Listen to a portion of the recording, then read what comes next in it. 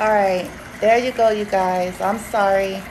I was trying to do multiple like devices, and for some reason it like it did something like to the connection, and I don't know what that was. So my apologies. I'm sorry about that, you guys.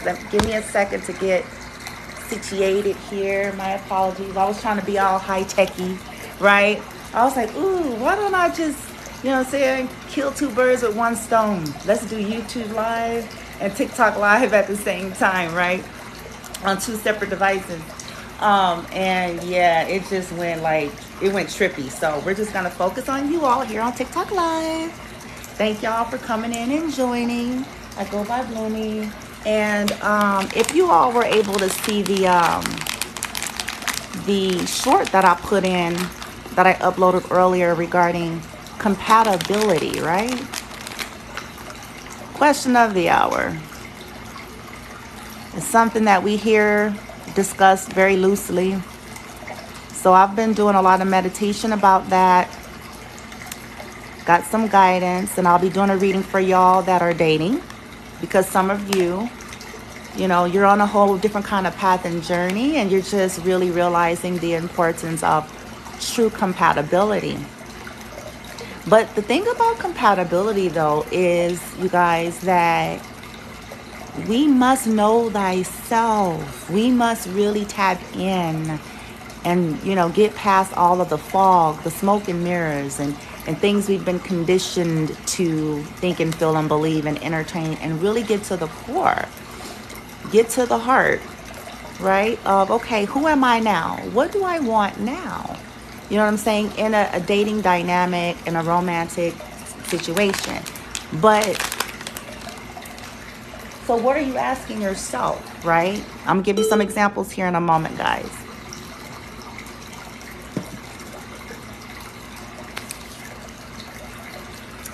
Un momento.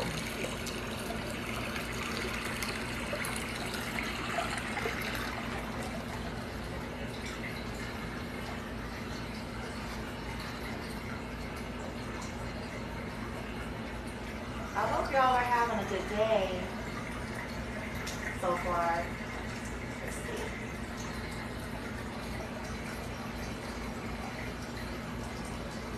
All right. So,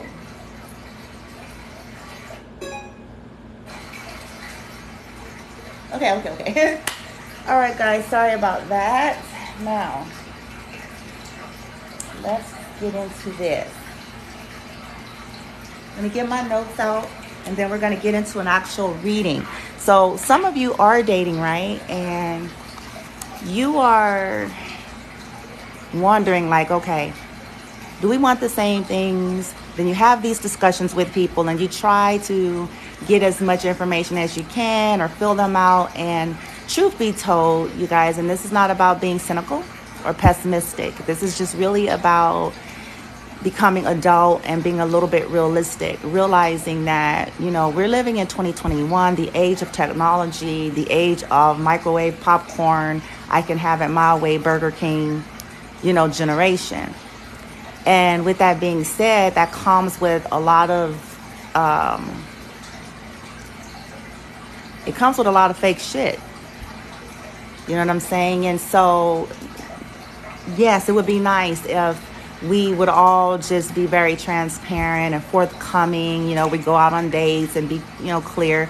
But that's not always the case, So that's why it's good to know yourself. And it's also good to kind of know how to be able to decipher between what someone is saying to you versus the behaviors that are being distributed to you. Yes, you can have these conversations and ask these questions, but more than anything else, it's going to be the behavior and the actions and the patterns of others that is going to tell you what it is that they're truly looking for, right?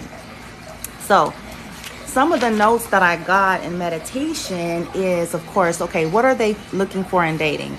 Are they looking for experiences that are really just based in passion and sex and a good time first, right? And if it happens to develop into something long-term based in passion and sex and a good time first, right? And if it happens to develop into something long-term or exclusive, then it does. Kind of in the air, right? There's nothing wrong with this view. So I want to make it clear that this is not about trying to judge someone's views or values or desires right or wrong. It's about knowing. It's the awareness. Okay? So if they have a more cash approach, if they're really not, if they value the passion more than the friendship, and you may value friendship development more than the passion. See what I'm trying to say? It may be flipped. You might be saying, well, I'm looking for true intimacy. I'm looking for a true, authentic friendship and connection, right? With mutual, understanding, give and take, respect, you know what I'm saying?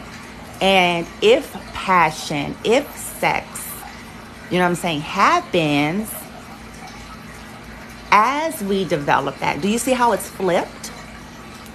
Where one individual may be saying, I'm kind of cash, I'm kind of, just want to go with the flow, just want to party, just want to have a good time. And if it becomes serious, then it becomes serious. If it becomes exclusive, then it becomes exclusive. And I just want to add as a disclaimer, usually when people are in that energy, typically they don't really want anything serious anyway. And they're just kind of hiding behind those kinds of statements. Oh, if it turns into something, that's usually because they don't know who they are. They don't know what they really want, right? No judgment. But that statement in itself is that, yeah, they don't want anything at that time to be exclusive. And yes, I get it. You have to get to know someone, right? There's a natural organic flow to things. But it's important to know what you value, because some people value the sex. They value that physical, passionate interaction. And for them, at least so they think and what they portray, for them, if that's not quickly done, then they just kind of go on to the next, which is what you want to know. Because if you're on that opposite spectrum, going on endless dates with these people, you know what I'm saying? Endless dates, endless, you know what I'm saying? Hangouts, endless, you know what I'm saying? I don't want to say it's a waste, you guys, because we find value and we grow. But the purpose of what we're doing here is trying to bypass some of the catastrophic things that we end up facing. Because when we're not clear about who we are and what we want, thank you, those of you who are coming in, and thank you, those who just sent me some love. I think I saw like a flower. Whoever sent that, thank you. May it be amplified to you. If it was a gift or a diamond, thank you guys. I appreciate y'all very much. I'll try to glance at the screen here and there before I get into the reading, right, to acknowledge you guys. Thank you. I appreciate y'all. So, again, I just want to add as a general collective reading.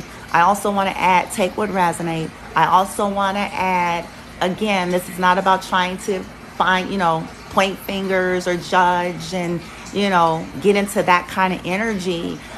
Quite frankly, it's in my resonance that, and it's just as my resonance, I believe an adult individual in 2021, right, has the right to desire and want whatever that is that they desire and want, be it as long as it's not in violation to another human being. You know what I'm saying? A little more cash, you know what I'm saying? But know thyself. See, here's where we're going with this. Know thyself and be clear. It's integrity, it's intention, it's about having awareness, being self-aware and having sensitivity towards others. Okay, in other words, don't exploit people. Don't objectify people for your gain, right? There's too many people on the planet that will be more than willing to accommodate you for the things that you want. I'm telling you, this is 2021, honey. You got all kind of folks. So there's really no need to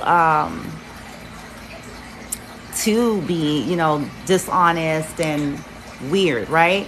But again, that takes self-awareness. This takes growth and development. And the fact of the matter is, not everybody is there. So you have all these children in adult bodies. I'm saying that, no disrespect, but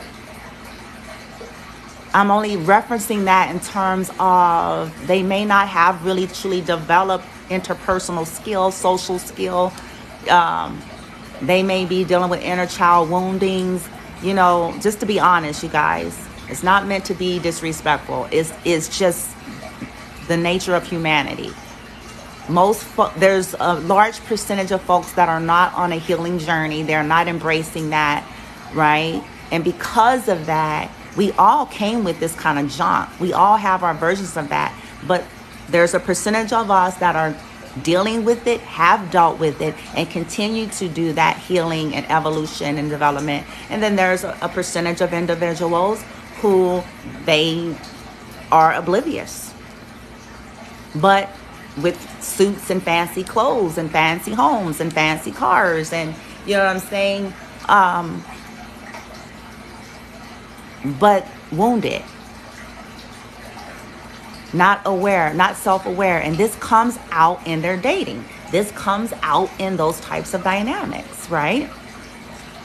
So, as I was saying, do they want something cash to start versus the other way around? What do they value? Okay, what do they value? What do you value? And what I mean by that is when you're dating somebody in that courtship, whatever you want to call it, do they value quality time? Do you value, words of affirmations? Do they value gifts and acts of service? Or do you value acts of service? How do they view the topic of respect and equal give and take? What does that mean to them? See, we assume, right? We get to a certain age and we think, oh my gosh, this shouldn't be that deep. MFers, should have common damn sense. It ain't that hard, right? That sounds like me when I'm sassy, right? True that. But the reality is, not everyone's common sense is all that common. We come from different cultures. We come from different upbringings. We come from different times, different backgrounds, different belief systems, different soul contracts and imprints, different, all sorts of things that's a factor in how we perceive. Case in point, when you come from the organized religious background, again, not judging any of that, because all of those are choices that are all valid, and we all have a right to whatever those choices are. Okay? It's called I'm grown. And I'm a free will, free moral agent, divine being, right? So, but I'm only saying this to bring to light, in that dynamic, you may have a mindset, which makes it your reality, a belief system, a perception, an attitude about how the male-female dynamic ought to be, what respect is. And if it's different than what you view, can you see where this is going to be an issue in dating? Can you see it? And how we spend endless time trying to get people to be on our page, trying to get people to see it our way. We make statements like it's all about communication to a degree. Because at the core of who we are and what we're running off of is going to influence everything. So, again, we talked about that subconscious, that 90%, right? So let's say you view, all relationships, man, female, whatever, romantic, whatever, equality, justice, fairness, balance, equal give and take, mutual effort. You know what I'm saying? You view it as there's no assignment of you do the cooking and I take out the trash, or you do the, you know what I'm saying? And I'm only just using these examples because we all have our view. We all have our opinion. It's fine. The issues are coming in where there's a clash and there's a difference. And it's going to come out in behavior. It's not going to just come out in a discussion. I would love that. I'm actually trying to figure out how to create applications for dating. And this whole process and website. Oh, I have these cool ideas, but I ain't going to even tell all of them. I'm like, man, that'll just take care of it for us.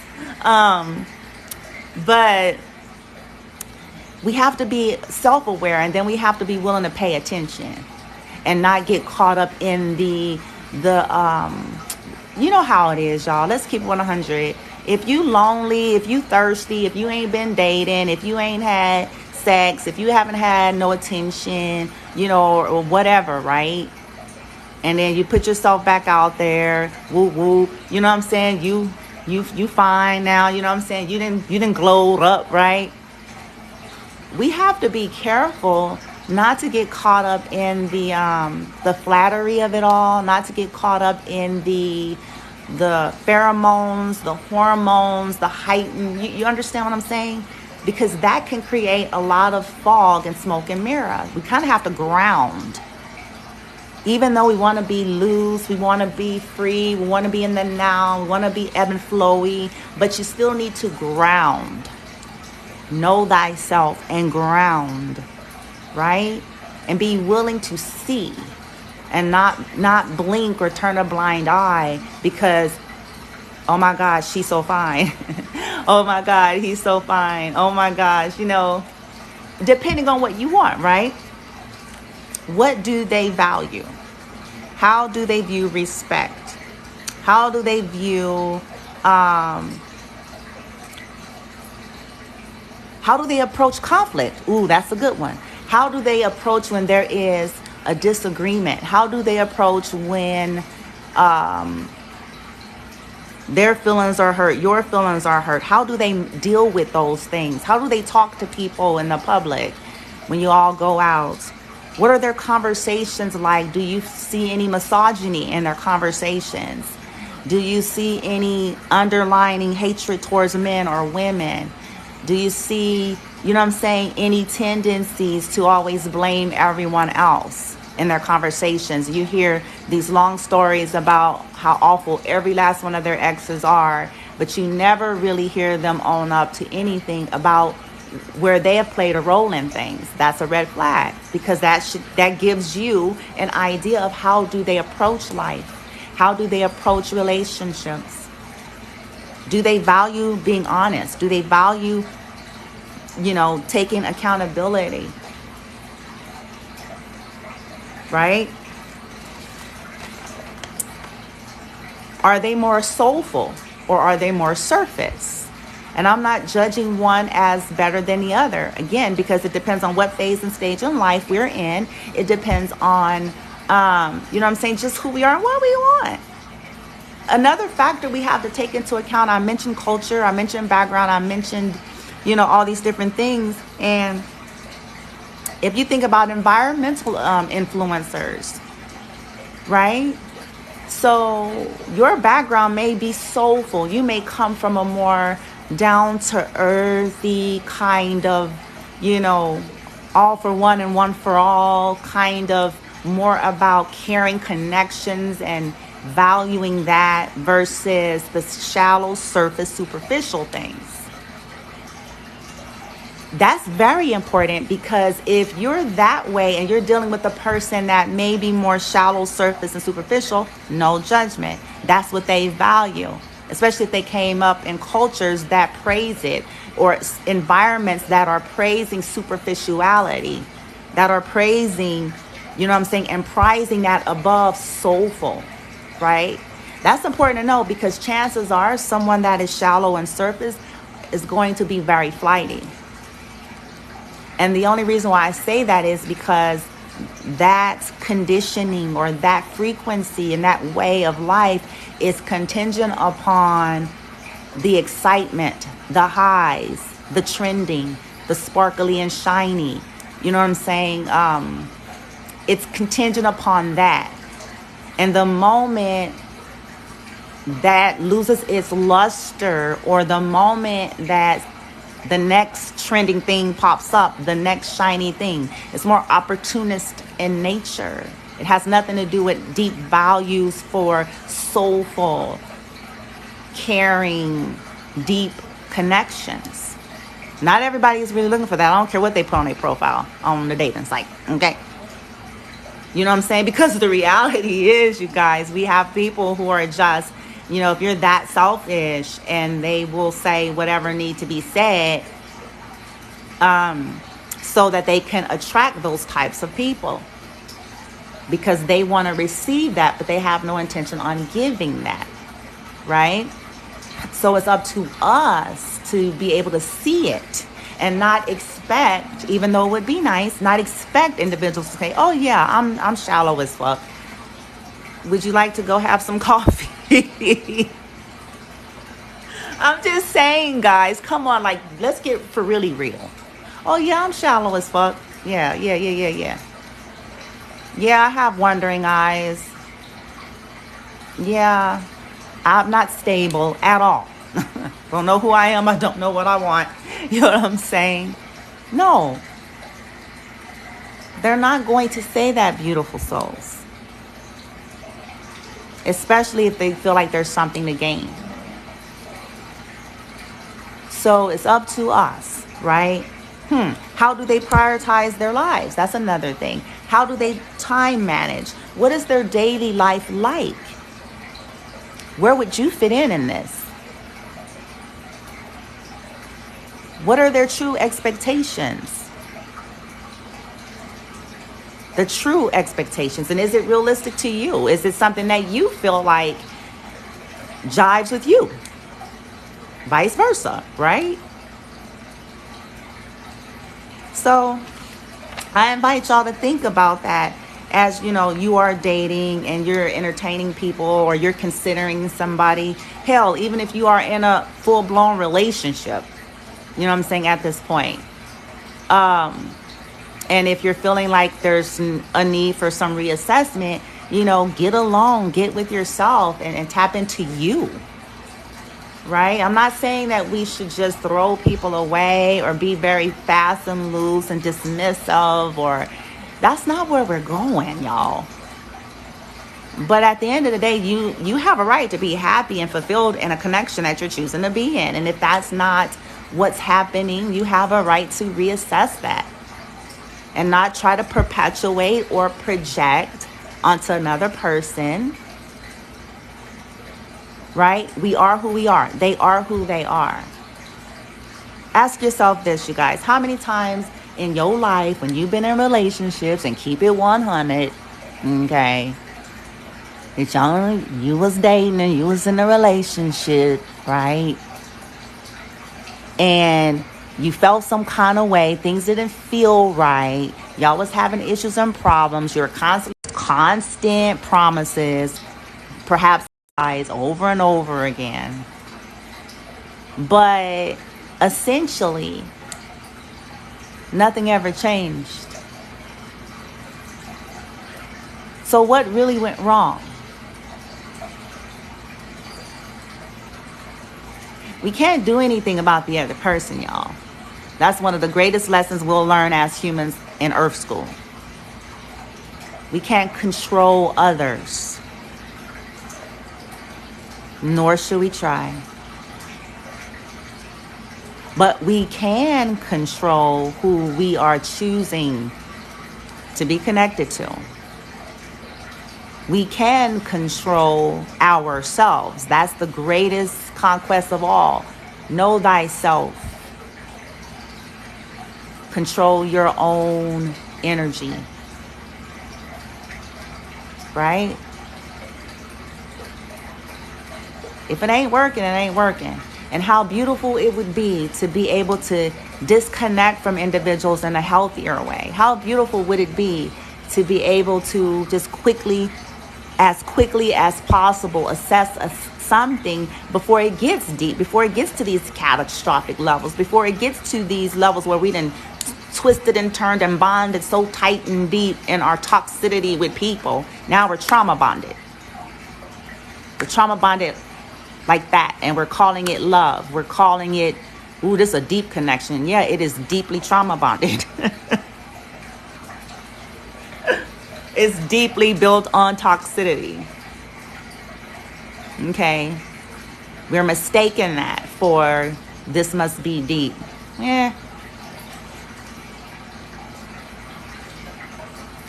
It's energy. And if you're entangling with one another sexually, that's a whole nother level of soul, sexual and soul intertwinings. And, you know what I'm saying? I don't want to get deep into all that quantum stuff, but, fluid exchanges and see. Let me say this since we're asking these questions. Sex.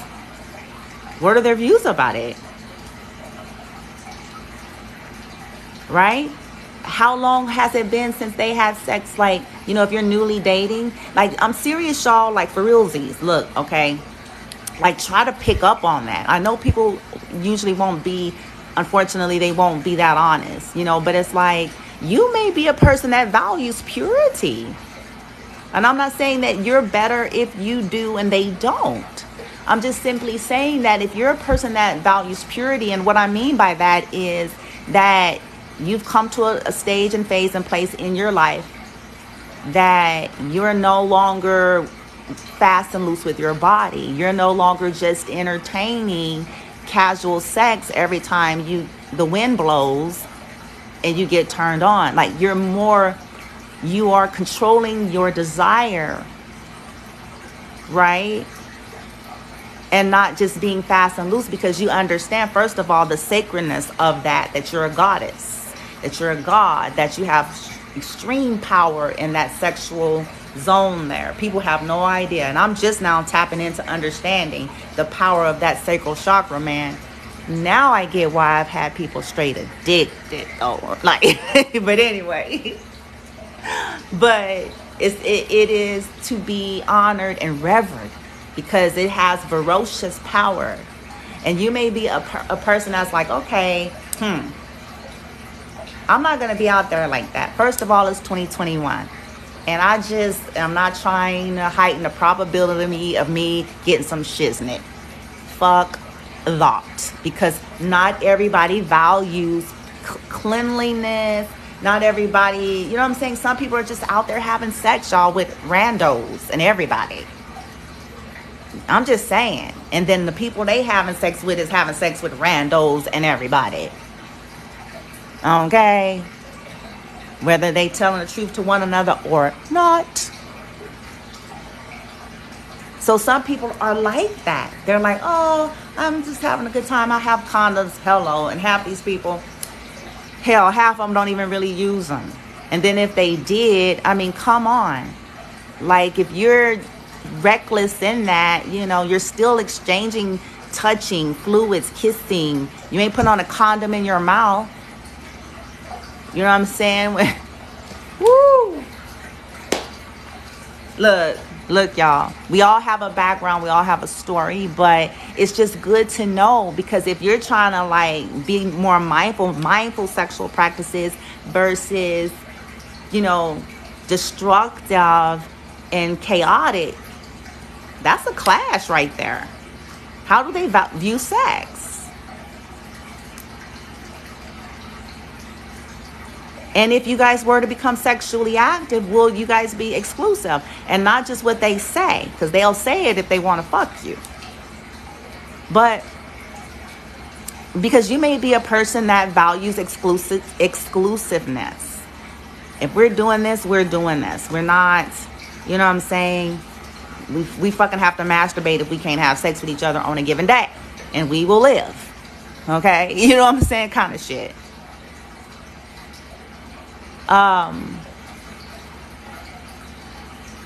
Yeah.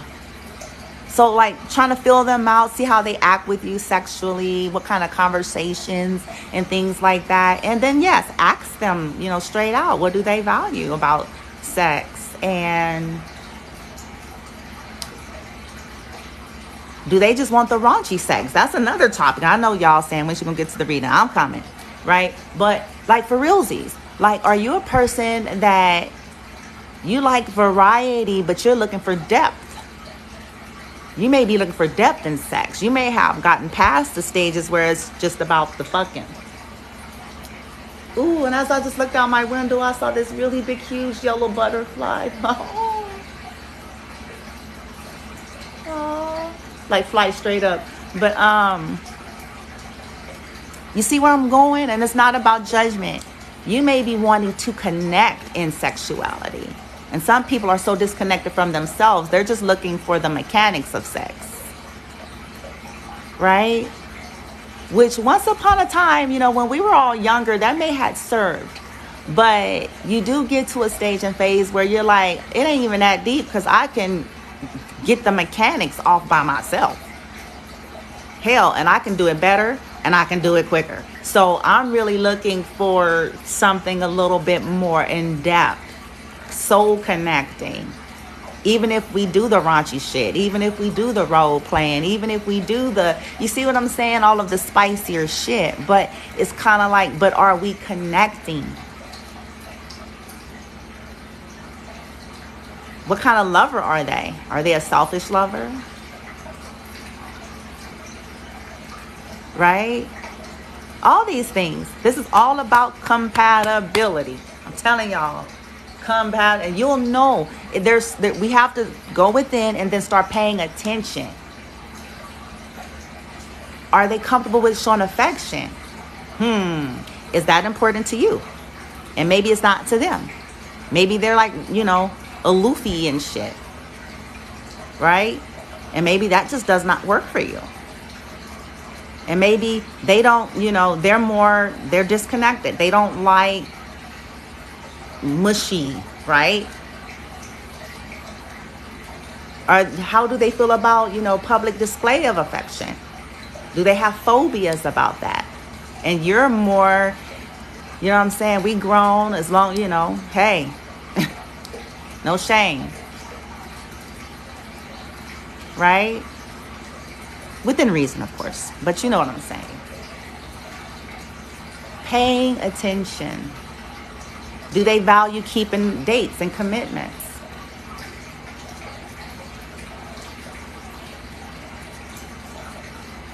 All those things, all right? All right, you guys. So that's the discussion, okay?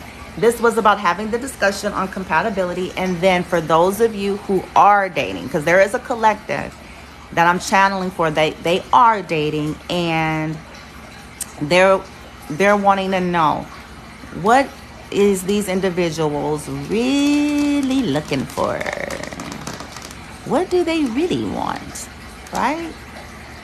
Not our representative that we put on, Tinder and eHarmony and Plenty of Fish and, that not the representative. But for realsies. How to determine, if you're dealing with what I call either a serial dater, which is always just looking for thrills, and then the hobo dater. I call hobo dater.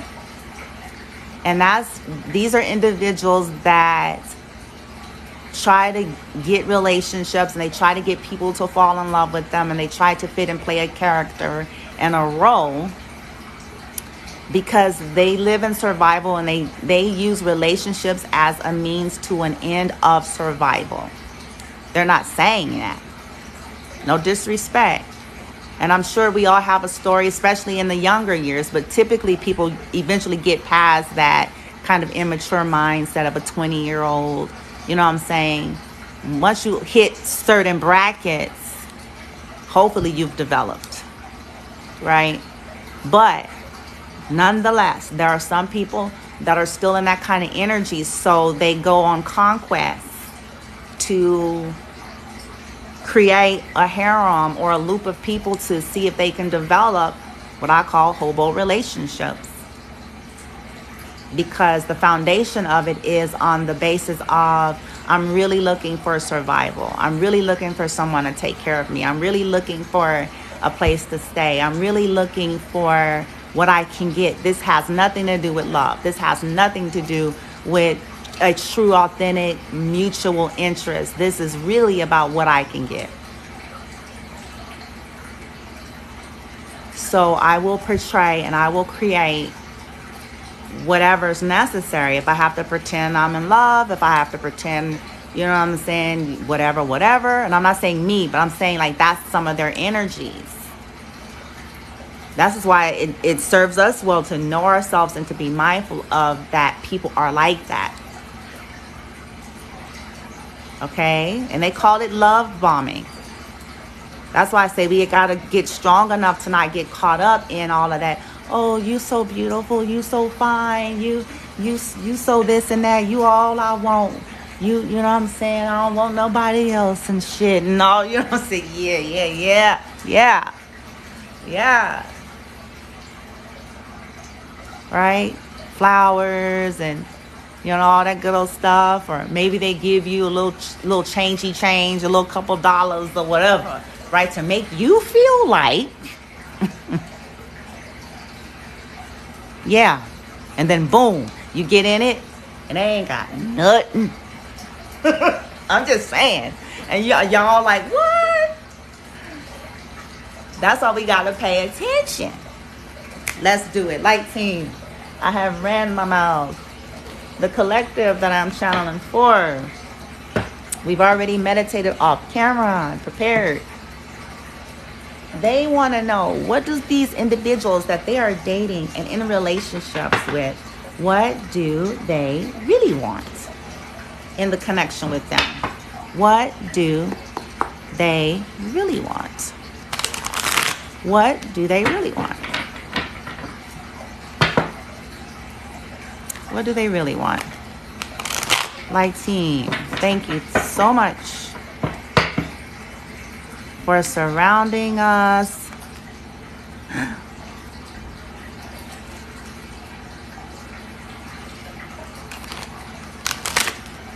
Oh, Lord.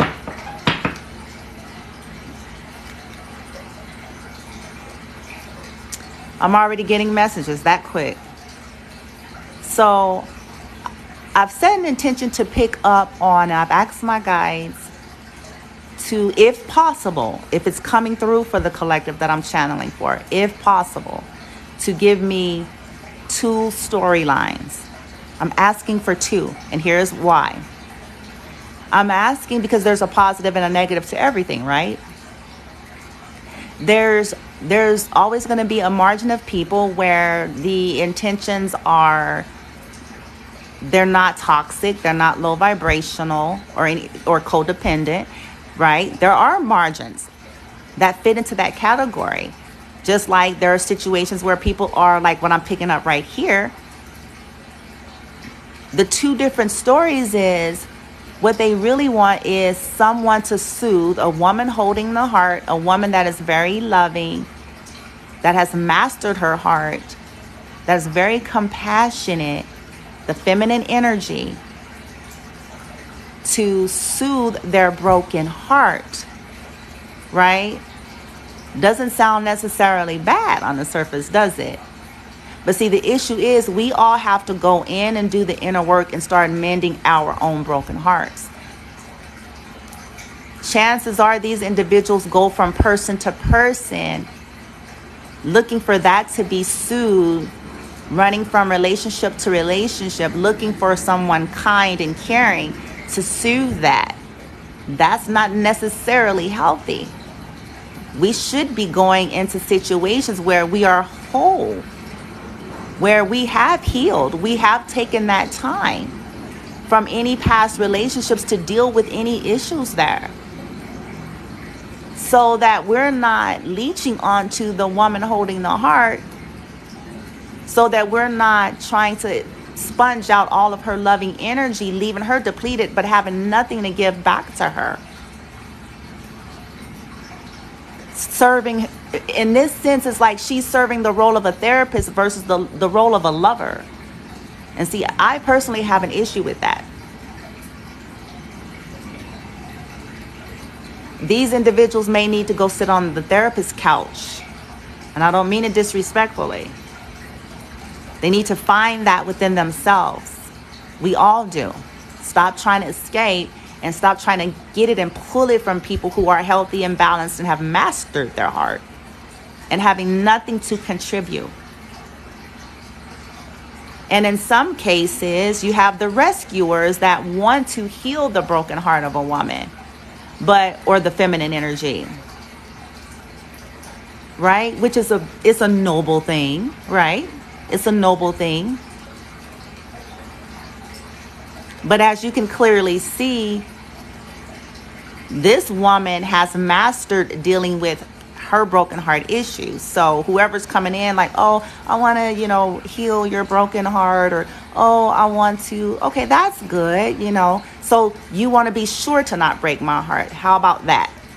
You want to be sure to honor me as a woman or a feminine energy, even if you're a guy who has a beautiful, healthy, and whole heart here.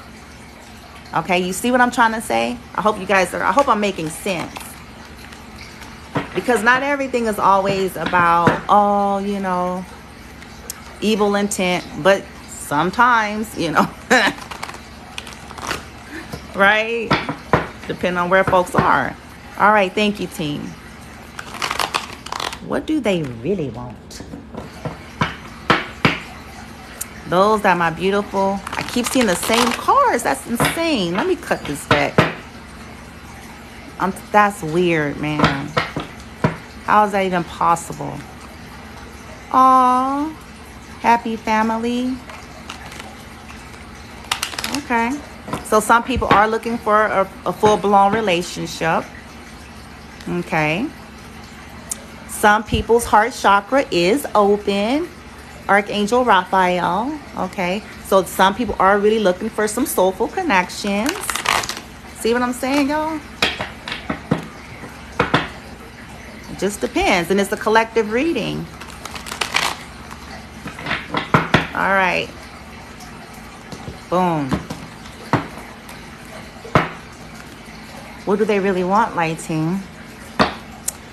Those that are on the mind of the collective, I'm channeling for those that they are dating. And they want to know, what do these individuals really want? What do they really want out of the connection?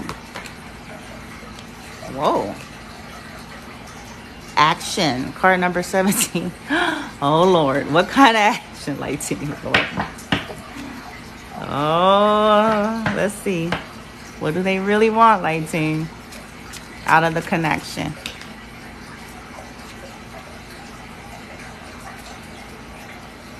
Huh.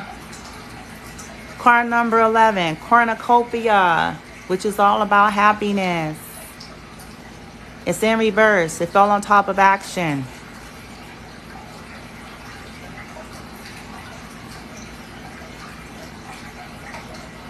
Give me a second, guys.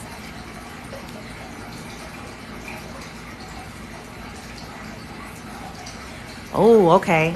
Some of them,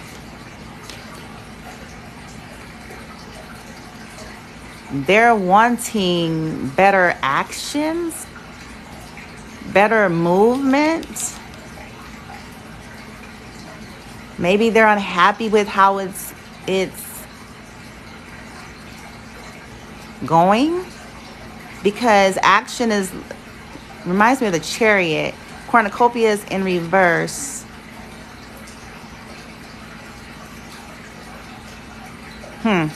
Let's keep going. What do they really want, light team? On the collective's mind that they're dating, what do they really want out of the connection? Those that they're thinking about, what do they really? And here she comes. Look, and she came out, y'all. Huh. Ooh. Ooh. Okay.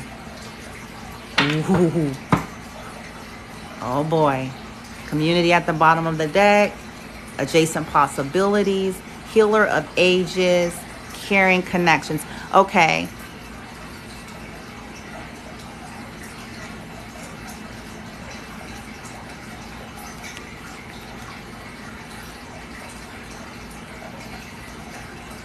Okay. So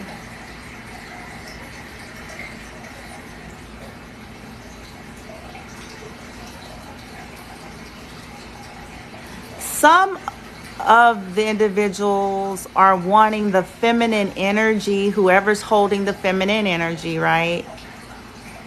What they really want is either to be able to take action towards this feminine energy, or for the feminine energy to take action towards them, because currently in the middle cornucopia is in reverse. So whoever this is resonating for, if you're in a relationship or dating, it may even have to do with some of the people from some of y'all's past, because I have adjacent possibilities, which is all about choices. And then I have the healer of ages, which is Yeshua, and I have caring connections. So healing some kind of a connection. The possibility, choices.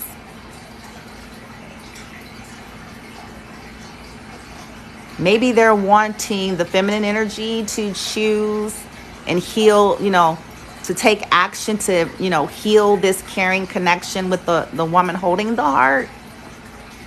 Okay. But maybe it is in reverse because of their choices, right? Because I'm like, why is this unhappiness in the middle for y'all that are dating? Maybe it's their choices or yours. I mean, take it as it resonate. The choices to maybe listen too much to community, or having community influences that's created the unhappiness, or that is maybe slowed down the action. But we're going to get some clarifiers here. That's what I'm picking up. That maybe there's some external influences in some way, or it's due to somebody's choices, like their lifestyle, their family, their friends, who influences the way they handle their dating relationships, maybe. Even though, this has a potential to be a caring connection. It has a potential, with the healer of ages, to be a very healthy, healing, caring connection. But, something is slowed down here. At least from their perspective. Because we're asking, what do they want? What do they really want? So they want action. They want happiness with this woman holding the heart. Okay, which could be you or vice versa. That's what they want.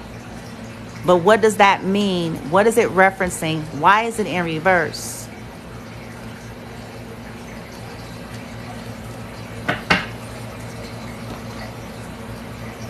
All right, light team.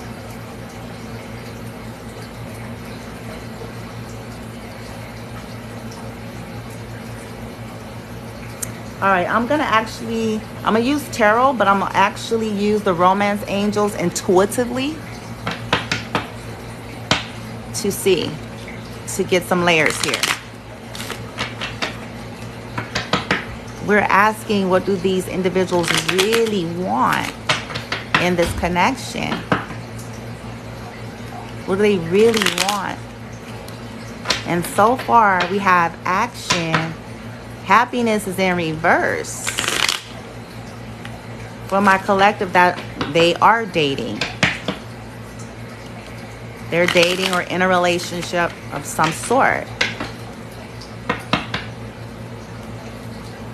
Oh, wow. Deception, separation. Okay, so, wow. For many of you, this is certainly to do, maybe some of you all have reconnected with someone of the past. If that's not the case, because I'm like separation here. Deception and separation.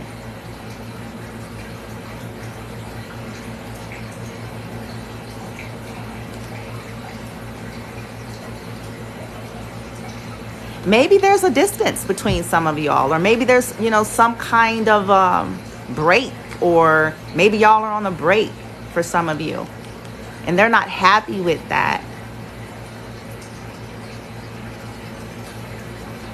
And you may feel like there's deception, or you may sense some potential deception, or vice versa.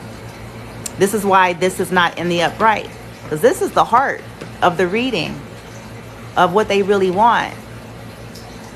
And it's not in the upright. Happiness is not in the upright.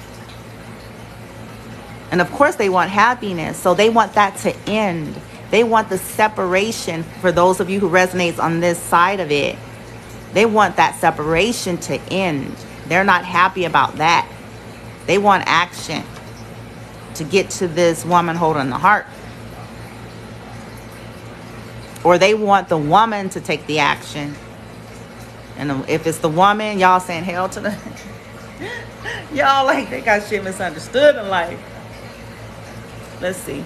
Light team.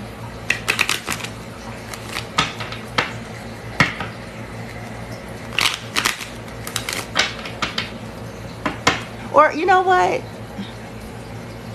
And see, this is why we talked about compatibility again, because of beliefs.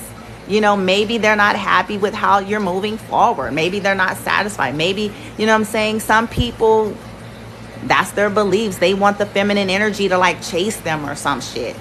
And maybe the woman holding the heart ain't doing that. Right? Which is why they're not happy with, you know, the situation. What they want is for the feminine energy to chase them. We said, what do they want? We said, what do they really want? Not what they say.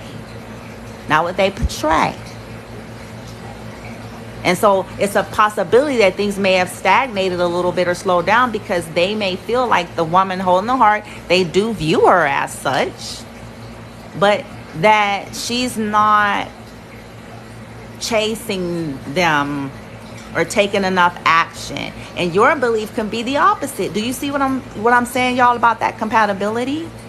Your beliefs may be, I am an empress. I don't chase people. That's not my belief system. I am an empress, right? The empress creates, she attracts, right? She's not thirsty. She not finna be overly extending. And the individuals could have came up in a culture or have been conditioned to get used to that. No matter what your belief is or, you know, yada, yada, they may have been conditioned, you guys, and may have become accustomed to people chasing them. And, you know, and if that's what they know, then even though they see you as this woman or feminine energy, even if you're a guy holding this beautiful heart, right? You know, they're used to thirsty groupie hoes and shit. You know, I'm sorry. I'm sorry. Okay. Look, we got codependency. See, they may have a codependent energy, y'all. See, this is what I was talking about with my long, extended discussion, right? About compatibility and where people are really in their energy. So they may be codependent on people's attention all the time. They may be codependent on people chasing them all the time. You know, that may be at the core. And if you're not actively fulfilling that, then there's going to be some unhappiness in the dynamic or some stagnation. And what they really want is more of your energy, more of your attention, you know, want you to be more active. And you may be saying hell to the no. I want them to be more active. You see where it's clashing here? Right? And who's to say who's right or wrong here? At the end of the day, it's like, this is why we have to pay attention. Because at the end of the day, if you start picking up that that's the kind of person they are, it does not serve you well to try to have a conversation with them to get them to see that that ain't healthy and that they need to be balanced. Really? Do y'all really think they're going to listen to that? When they're used to groupies? I'm just saying. Why should they have to when they could go and continue to get these types of individuals, which is fine. But you need to go about your own way so you ain't, you know what I'm saying? Because you need to be fulfilled yourself, right? Because you're not into chasing. You're into balance. You're an empress. You're not a thirsty hoe, right? You're an empress. You don't play catty, petty high school games, right? You're not going to be fighting for somebody. You're like, I'm not 12. I'm not, I ain't 17. You know what I'm saying? It's, no. And they may be used to that kind of energy. They may thrive off that. Now y'all see where I'm going about compatibility? This may very well be who they are and what they're used to. Okay? It's up to them to go on a journey and decide for themselves. Or, you know what I'm saying, that that's not who they are. It's not up to us. It's up to us to see it and be like, okay. And may you be well. Right? Because, yeah, for new love. All right, light team. For the collective, these individuals, we're asking what do they really want. Clarify, intuitively, action. What do they really want? Action. Aww. See, for some of y'all, it really is about reconciliation. Maybe either reconciliation, or maybe y'all's are, for a group of y'all, maybe you're on the verge of a breakup or something, because it says give your relationship a chance and work on your partnership. So we're asking, what do they really want? To clarify action, they're wanting another chance for some people. And for others of you, they feel it's up to you and they're not happy. They feel it's up to you, or maybe they feel like you don't want it. And what they really want is, wow. Okay. But see, now see, look, oh, I'm getting so many messages. Okay, look, this is just confirming my discussion though. Because remember how I said it's not about right and wrong, and that sometimes it's that compatibility. What do people value? You know what I'm saying? People's approaches and things like that. So far what we're getting is that, yeah, this individual actually, whoever this collective is for, they actually want this relationship to have a chance. But see, we have an issue in the middle. Because if the views are clashing, then maybe cornucopia can't be. Because as we just previously stated, they may be used to people chasing them. And maybe that's a deal breaker for you. Maybe you are a person of high honor and you actually have some self-esteem and some self-respect in spite of whatever you've gone through. Maybe you feel like I'm a person of value and I deserve equal attention, equal care, equal pursuit. I'm not chasing. And especially if I ain't wrong somebody, like that's a whole nother side message. You know what I'm saying? If MF has done some shit, it's like I'm certainly ain't chasing you. Right? No matter what that, no. Then this will be in reverse because, you know what I'm saying? No.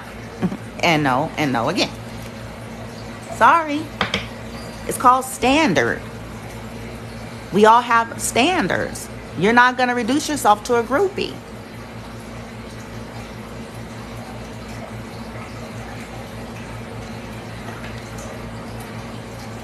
And look, calling in your soulmate. So some of them, you or them, they may feel like you guys may be soulmates. Some of them may be trying to... We're asking what they really want. Some of them may be trying to say affirmations for you, right? Secretly. What's cornucopia, light team? Cornucopia. See? Ooh, but didn't I say, what did I just say, y'all? They may want you to chase them. They want you to express your love. Right? Now, in some cases, hold on. In some cases, oh, see, look, codependency again at the bottom of the deck. Okay.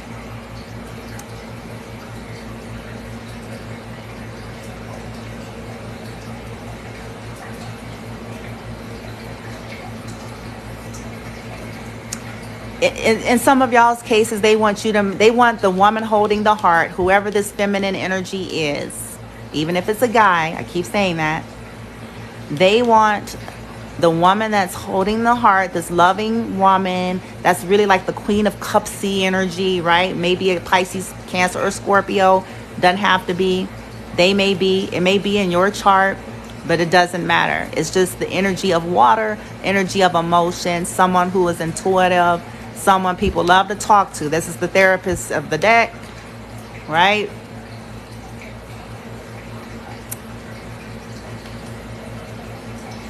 For some of you, they want this feminine energy to make the first moves. They want this feminine energy, you know what I'm saying, to take action. And your beliefs may be different.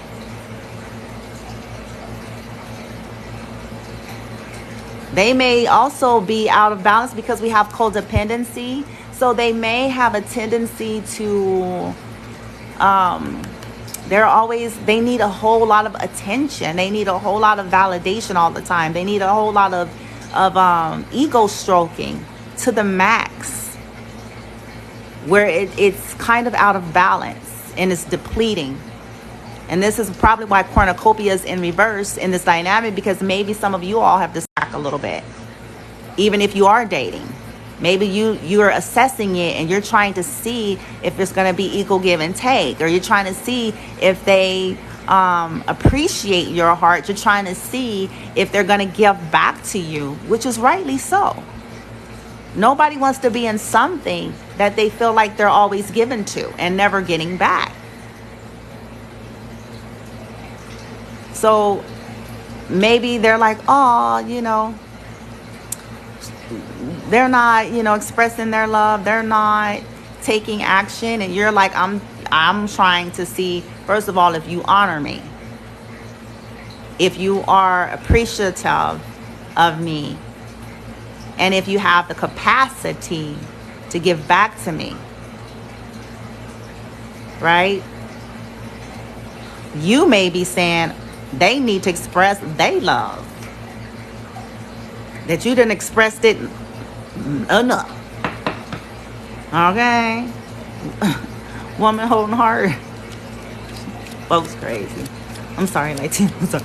Woman holding the heart. Woman holding the heart. Light. Woman holding the heart. Light. Ooh. Woman holding the heart. What do they really want? Should I take that, team?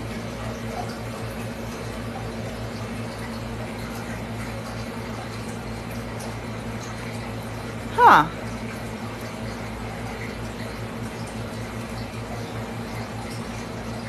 So,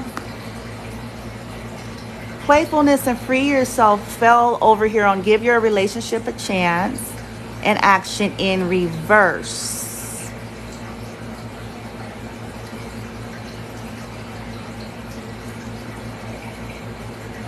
So maybe they didn't want you to free yourself. And maybe in some of these dynamics, again, for some of you, it is about exes. For others of you, it's just more about they didn't want you to take back your energy and control of your own energy, your own self, because it was in reverse. Playfulness was also in reverse. So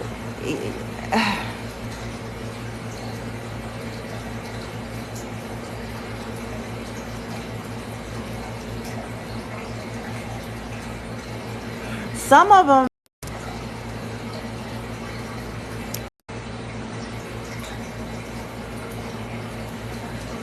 give me a second.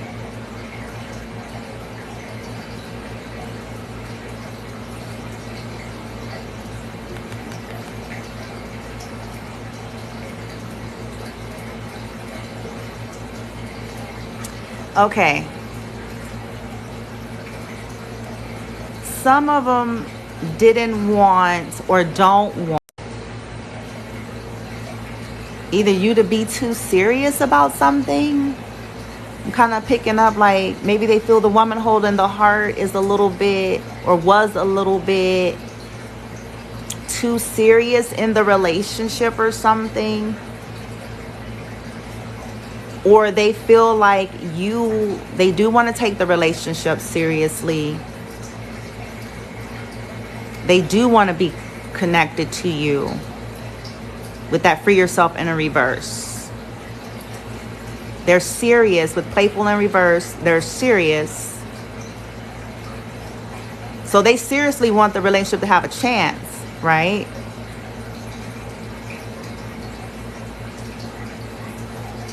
But the reason why cornucopia is in the middle in reverse here is because they don't necessarily like that the woman holding the coin the woman holding, I said the woman holding the coin. So some of them,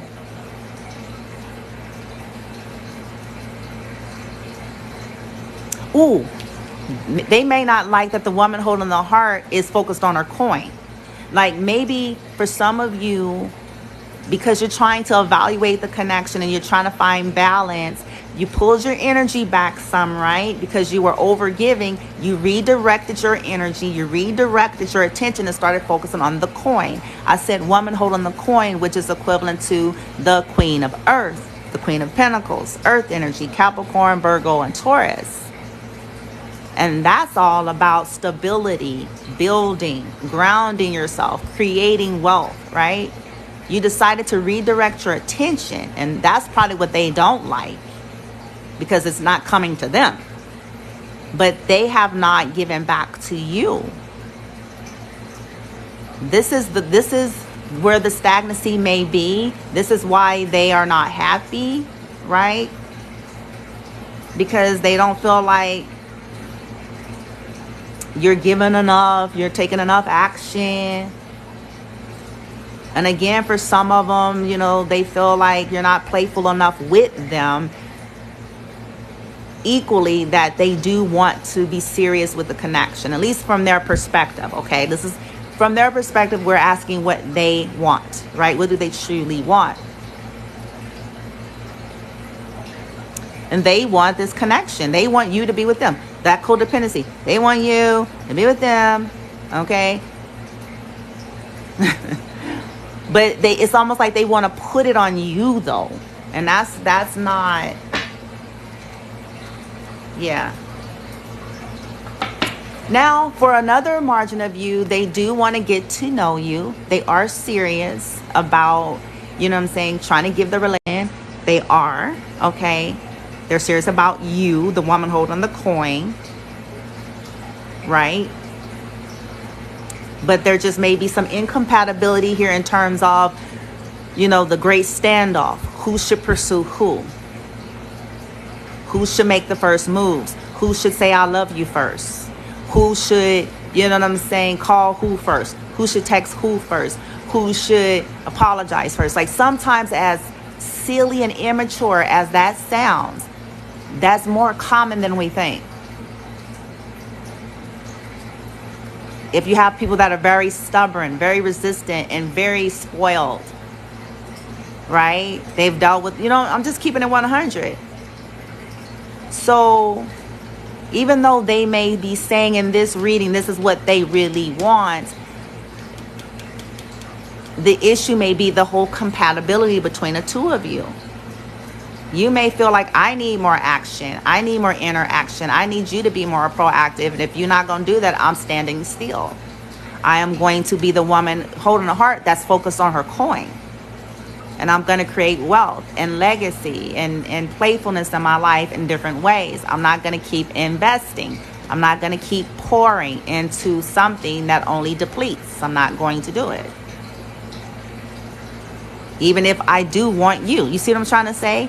It's like, even if I want you and you want me, if this is not going to come to some kind of a healthy, equal give and take and balance, then this won't be. Cornucopia will remain in reverse.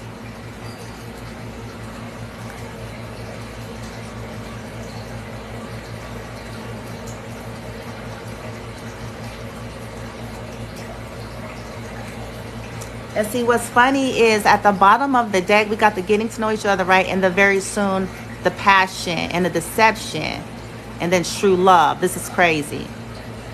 So whether it's you or them, somebody, a part of the issue is also that somebody's wearing a false mask. Somebody is not really facing the truth about how they really feel. We got true love right next to it. So somebody is in some kind of a deception or illusion or delusion, whether it be about how they truly feel about you or you them, or perhaps some other connection. Maybe they think that some other connection was true love, because we got engagement, but it was deception. It was all based in passion and lust. And they either needed to decide, you either needed to decide or need to decide whether or not you two truly want to get to know each other truly. But see, that compatibility, like I talked about in dealing with past issues, that broken heart that we saw earlier, somebody or both individuals need to heal and deal and face any issues regarding someone or something that they thought was a true love. Maybe somebody got engaged, married, moved in, whatever. They thought it was legit. The shit wasn't too legit. The shit was fake as fuck. You know what I'm saying? People were faking and fraud and wearing fake masks. It was all based on lust and passion. And again, remember what we talked about. That's how some people live. Maybe that's the issue here. When people live like that, and that's their choice of lifestyle, it's going to be kind of fast and loose and out there. You know what I'm saying? They go with the wind. You know what I'm saying? The next sparkly, shiny thing, and it usually ends here. Deception. It usually has a fake appearance of true love. Right? And it leaves them in the land of indecision. Now they got choices to make. But see,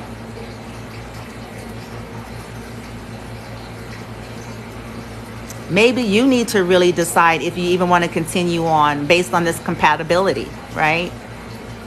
Clearly decide what you want, because very soon it's coming.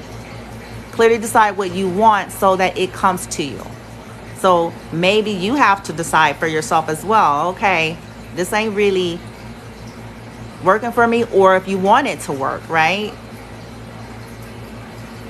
If you really want to continue to get to know this person. And they very well may need to decide the same thing. And that could be the main reason why cornucopia is in reverse. When people got all this baggage, when people still dealing with people from the past, when people have all these expectations that are kind of toxic and misogynist in nature, you know what I'm saying? This can create stagnation and happiness in a connection, even if both individuals actually do like each other, both individuals actually do want each other. But if that background shit ain't dealt with, cornucopia in reverse. Not happy. Nobody's happy. Not going nowhere.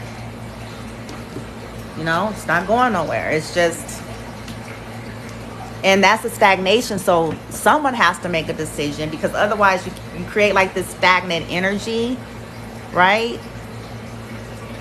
if you start to feel like, if you're the woman holding the coin, the heart, right?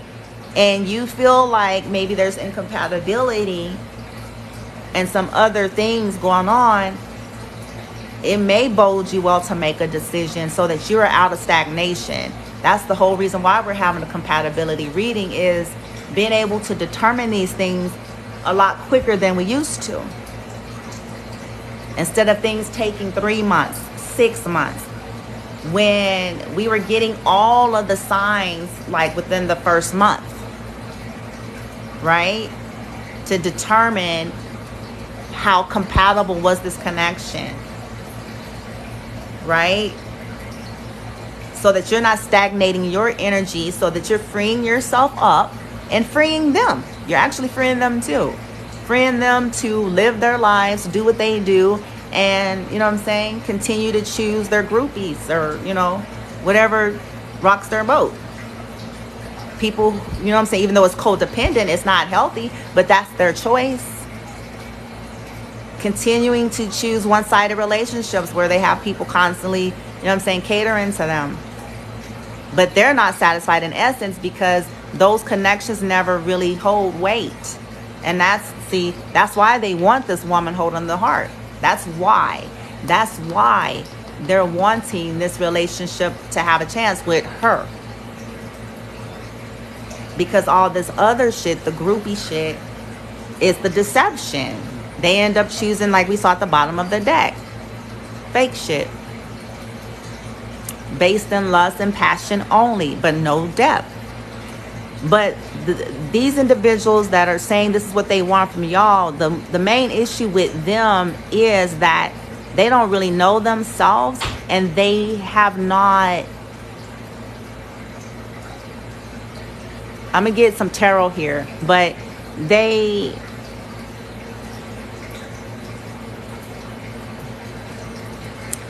I ain't going to say they don't just know themselves, but they want both. And they haven't come to realize yet. They will eventually in life, because life is going to teach it to them, one way or the other. Even if it takes them a lifetime. But because they like the fast and loose, surface, shallow, superficial, passion, groupie life, right? Because it's an ego boost for them. Even though it's based on illusion, it's fake. But it's an ego boost for them, right? So they like that. But it's not fulfilling. That's the issue. This is why they keep showing up as wanting a relationship with her. And unhappy because they can't really get it, because the issue is choose. If you want someone like that, an awakened, high vibrational, evolved woman holding a heart, you're gonna have to cut all that shit out.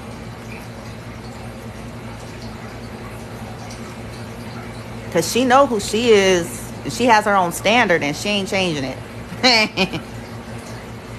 She ain't changing it.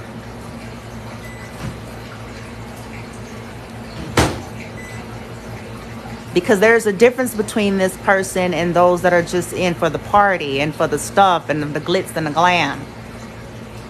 She's not empty. Okay? She has substance. And who wouldn't want that person? Because at the end of the day, when the party is over, at the end of the day, you know what I'm saying, when the lights come on and the sunshine hit through them windows, you know what I'm saying, at the end of the day, when real life is happening day to day, right? Who do you really want?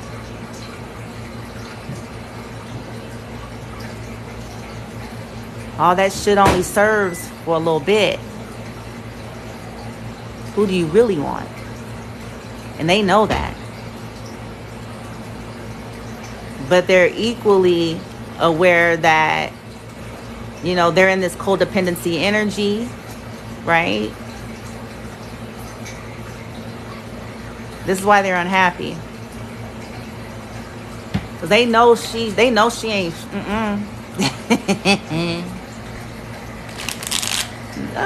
They're like, yeah, they know. That's why it's cornucopia is reversed. They're like, yeah, she ain't. I can't bully her. You know what I'm saying? I can't threaten her. I can't try to nothing. She will let my bitch ass go. Ah. Oh man. And whether she likes me or not, whether she love me or not, at the end of the day, if I don't honor this person, if she look, and there it is, the Queen of Cups, confirming her right there. And the Queen of Swords. Ooh, so some of y'all, for some of y'all, like I said, they want it all. We have 2 queens. You know what I'm saying? They want the slut, and then they want the, I'ma behave. Okay. Ah! All right. Okay. Lighting. Sorry. Hold on, you guys. I'm gonna plug in my phone. Sorry, I'm being bad. Ah! Oh Lord, I'ma behave.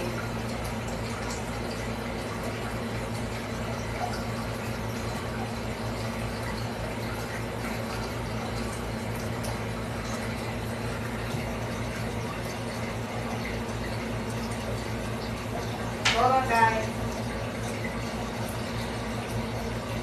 I'm coming. I want to plug in my phone before it goes out on me.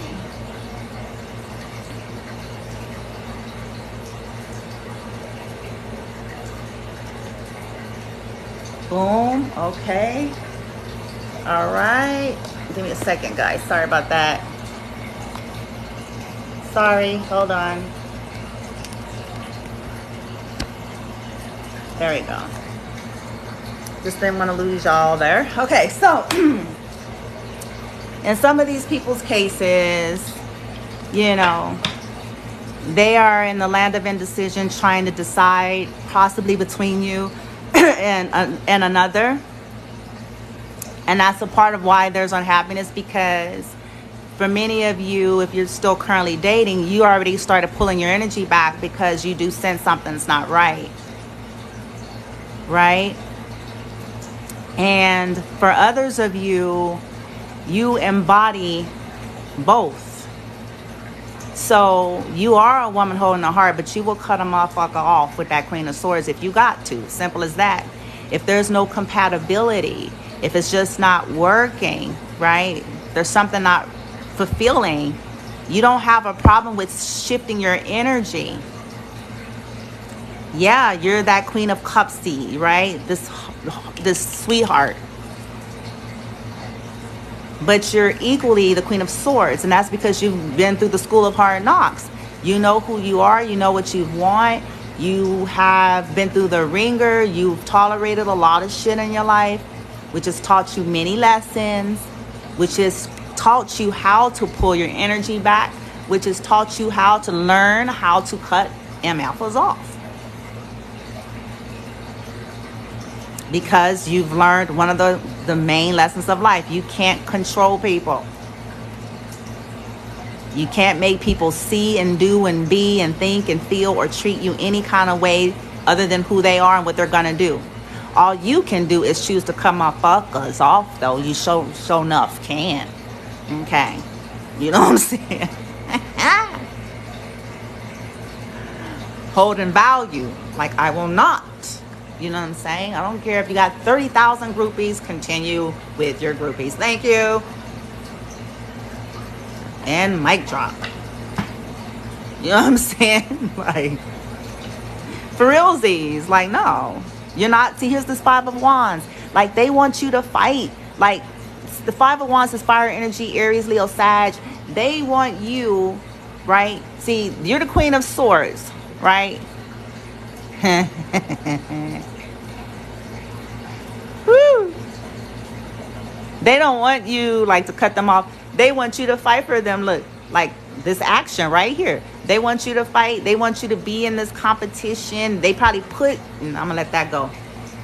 But you ain't for it. Most of y'all ain't for it. Now, some of them, a different group, they want to fight for you, okay? Some of them actually want to fight for you. But here's the thing about that, you guys. You will see it. Because if they truly want to fight for you, then this is not going to be in reverse, and you're going to see some kind of actions. It's not going to be something that's said. They may be saying this, since it's from their perspective, they want to fight for you, right? But see, here's justice. See, look at, boom. Justice is in the house. Libra. You're about justice and fairness and balance and getting your just due. What's balanced and fair and right for you, i.e. compatible. I'm not chasing motherfuckers. I ain't fighting for motherfuckers like I'm in high school. You know what I'm saying? I ain't dealing with motherfuckers with toxic baby mama, baby daddy, ex dynamics. All right? I ain't fucking with them alphas that think I'm supposed to chase them and cater to them and whoop whoop. You know what I'm saying? Not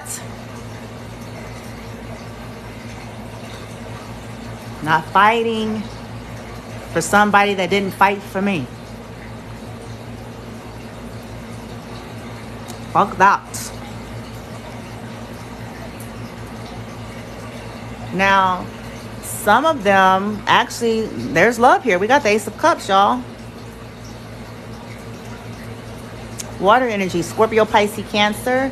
So they, you know, there's some potential love here in some of these situations. Ooh, but look though, as I cut the deck, but see here, see, I knew it. I knew it. We got the moon. Major arcana energy.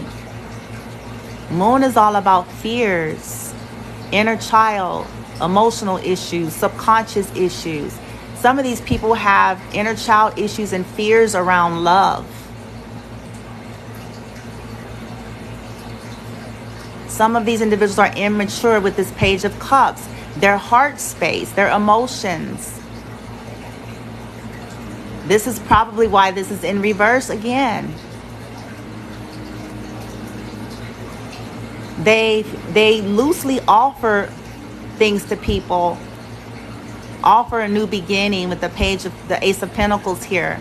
Being passionate. Now we got masculine energy showing up as the King of Wands. So, you know, a low vibrational or out of balance King of Wands, you know what I'm saying? King of Fire, but look where his emotions are. His emotions are a page. So he's the king of passion. Passion. But emotions of a child.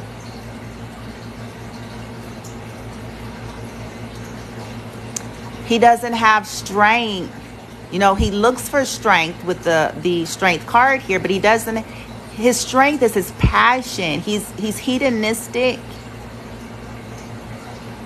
Always offering something, but can't sustain due to this.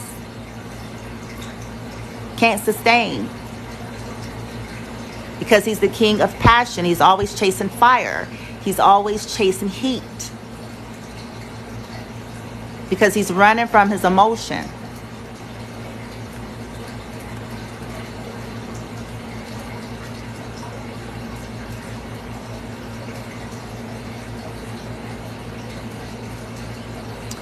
Some of the individuals you all are dealing with,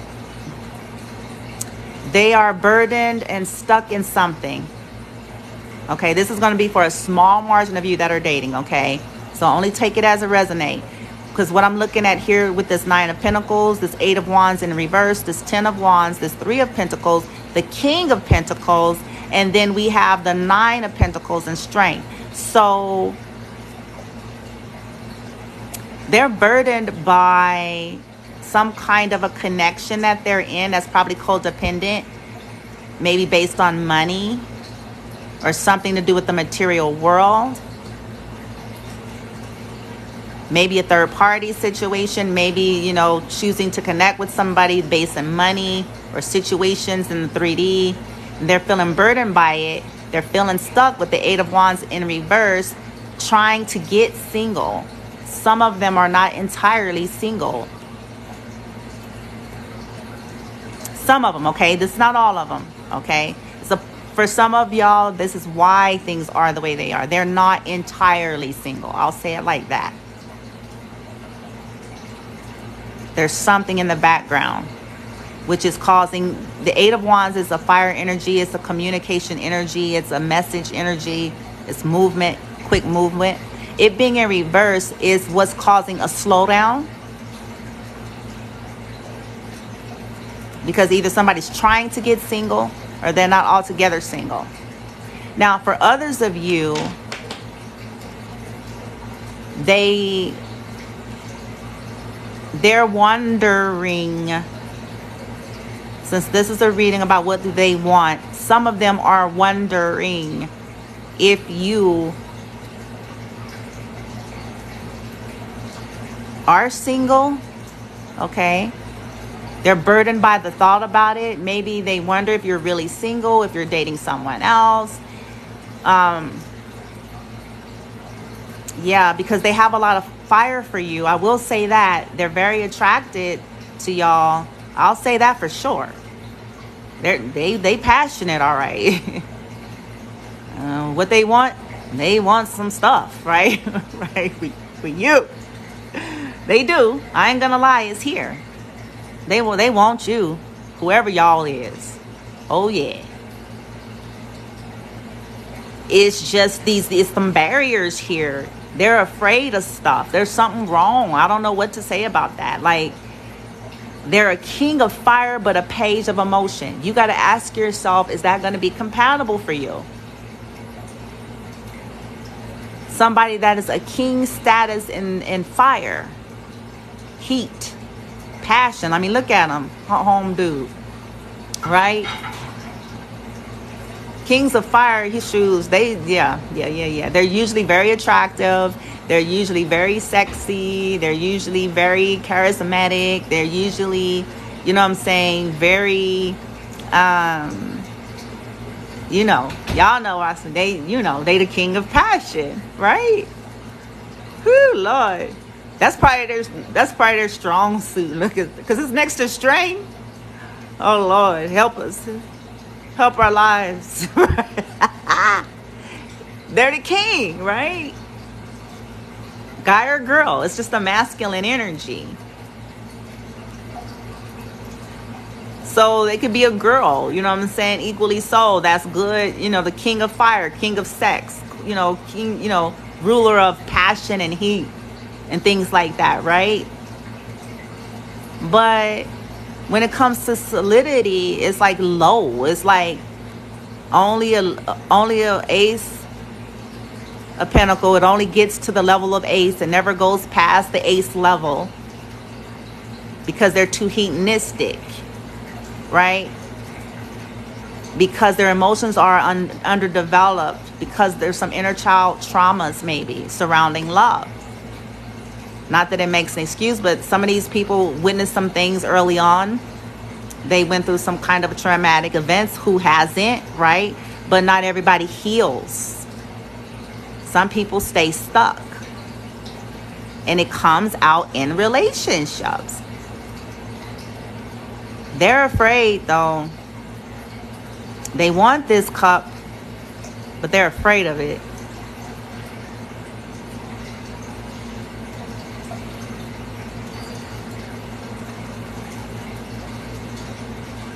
Wow.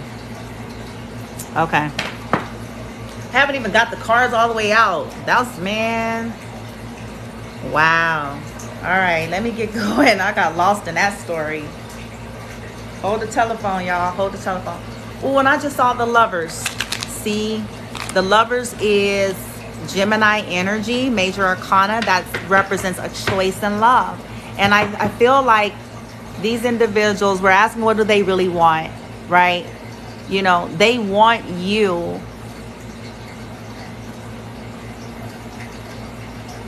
give the relationship a chance. They want you to choose them, but in the background of things, in some of their cases, maybe they failed to choose you. You see what I'm trying to say? And maybe that's why there's the standoff. You feel me? In some of y'all's cases. Look, now we got temperance, Sagittarian energy, right? Patience. They're wanting, you know, to heal connections, or they're wanting you to be patient with them. You know what I'm saying? About something. But you know the truth, though. Ace of Swords, truth and clarity, right? You know what you're sensing and feeling. Now, maybe some of them want to tell you some truths, right? I don't know. I got to see here.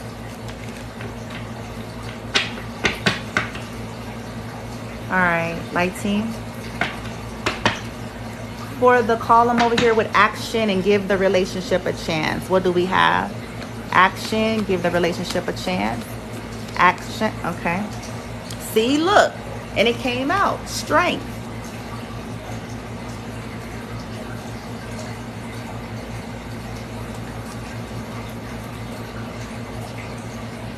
They want to be strong enough maybe to pursue after you. Or maybe they're trying to gain control. Oh, wow. Look, you guys, your wish fulfillment. 9 of Cups. This is water energy. Pisces, Scorpio, Cancer. To them, your wish fulfillment.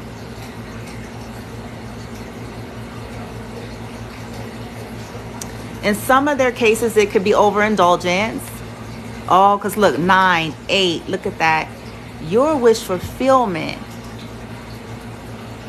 But either they need to walk away from something else, like the groupie lifestyle here, and they know that you're gonna walk away because they're overindulgent, because that can also represent somebody who is always overindulging.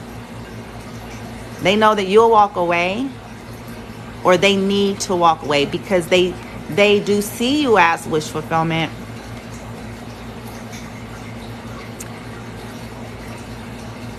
Some of them are planning. I don't know what they're planning, but they are planning. Oh, 6 of Cups. This is a past life energy. Or soulmate. Let's see.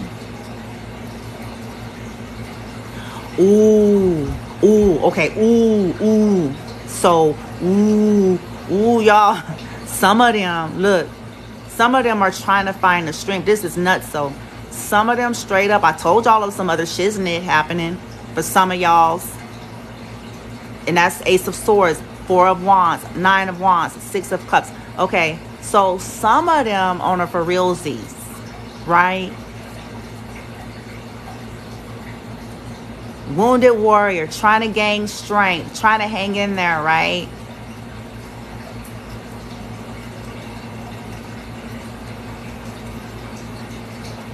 Regarding another connection. It could be regarding another past connection. Someone from their past.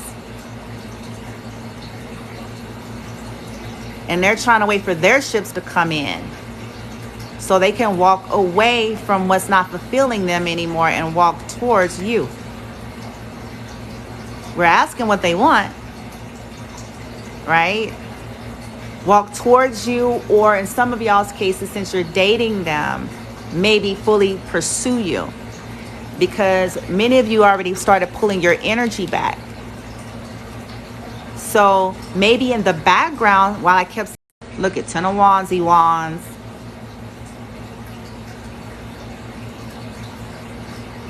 In the background, they're dealing with this stuff that maybe you have no knowledge of. See, the whole thing about all of what I'm saying, you may not have no knowledge about it. But it's coming out in the dynamic. This is the whole point of the reading of compatibility, and how everybody won't always be forthcoming and tell people the real truth about their life. Right? What they're doing, who they're involved with in the background. Because some people be having loose ends and unfinished business lingering in the background. And they don't tell you. right? Which is creating cornucopia in reverse. Because you sense something, you ain't gonna tolerate nothing but justice.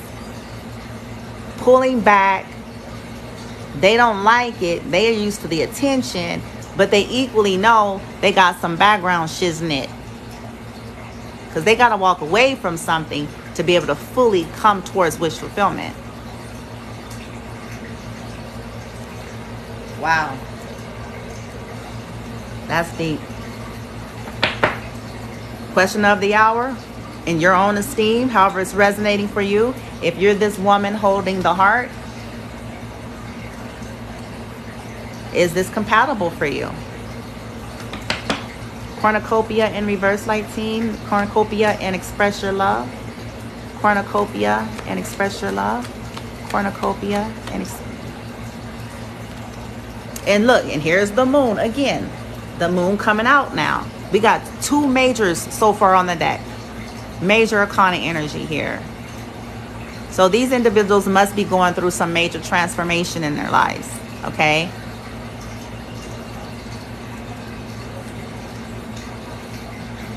So they're afraid. We talked about that already, and it actually came out. They're afraid to express their love.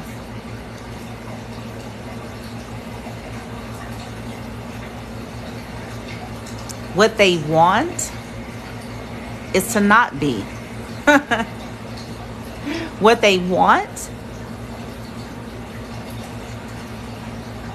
is to find their happiness, and they're afraid that they never will. Cornucopia is at the heart. They're afraid they never really will. It could be due to karma, choices, whatever. Okay? But certainly with you, they're afraid they never will. They're afraid that you will never express your love. They want to be able to express their love. They want to face the fear. Okay, wow. Oh, some of them, oh, wow. Oh, hold on. To the hold on. Okay, look. Boom. Right? See, this is what I'm talking about. Look at what's at the bottom. See, they're afraid to face. Ooh. Okay. Small group of you. Some of these individuals are afraid, if it's people that you have dated before, if you're currently dating somebody that you once upon a time dated, right? This is here because of a lot of this. They're afraid about all of these 3 of cups and 3 of swords, all this third party energy, all of the secrets, all of the competition, all of the juggling, right? They're afraid about, maybe all of this coming out, being exposed. You probably already know anyway. But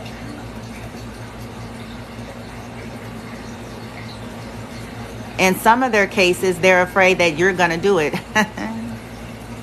Because in some of their cases, they did it to you. They kept you in third party energy at once upon a time, right?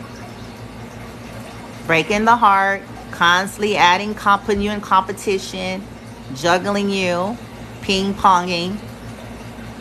And that if they express their love to you, they're not going to get happiness, that you're going to do to them what they did to you. That's from their perspective. Not saying you are, but this is from their perspective.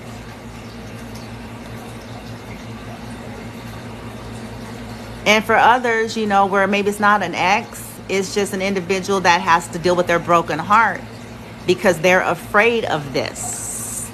Because of things that they've been through, they're afraid of being put into third-party situations. getting their heart broken, you know, having to face competition, and them ending up being played and juggled. Right? Wow.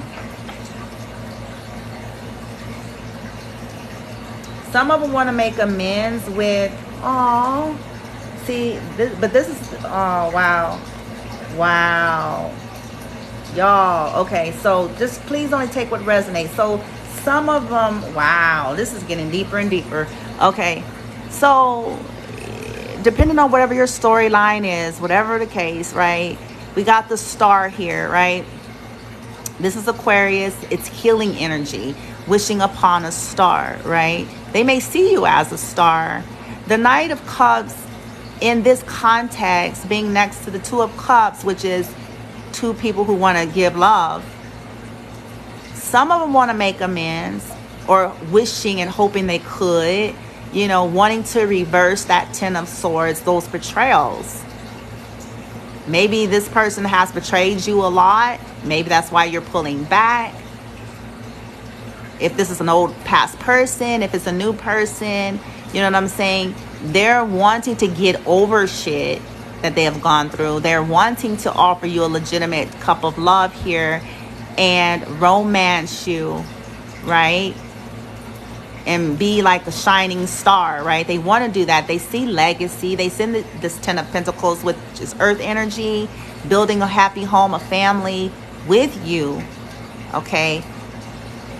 They know they betrayed you, for some of you. For others of you, they're walking away or wanting to let go with the Ten of Swords in reverse, which is air energy, of past betrayals regarding a home life, regarding a family life, okay? Wanting to start over again and have a bright new beginning with somebody, with you, okay? They want to date, they want to court, they want to romance you, okay? They do realize that in the past, maybe they poorly invested with that Seven of Pentacles. Okay, they poorly invested in toxic double energy, and I say that because of, look what's right behind it, with a karmic feminine energy, the Queen of Wands, because it's right next to the Devil. Okay, yeah, that toxic bond, that toxic karmic connecting, sexual addictions, things based in lust. They invested in that, and it was a poor investment. They realize it in their past, whether it was directly related to you or someone else, okay? Thinking that it was going to give them happiness, right?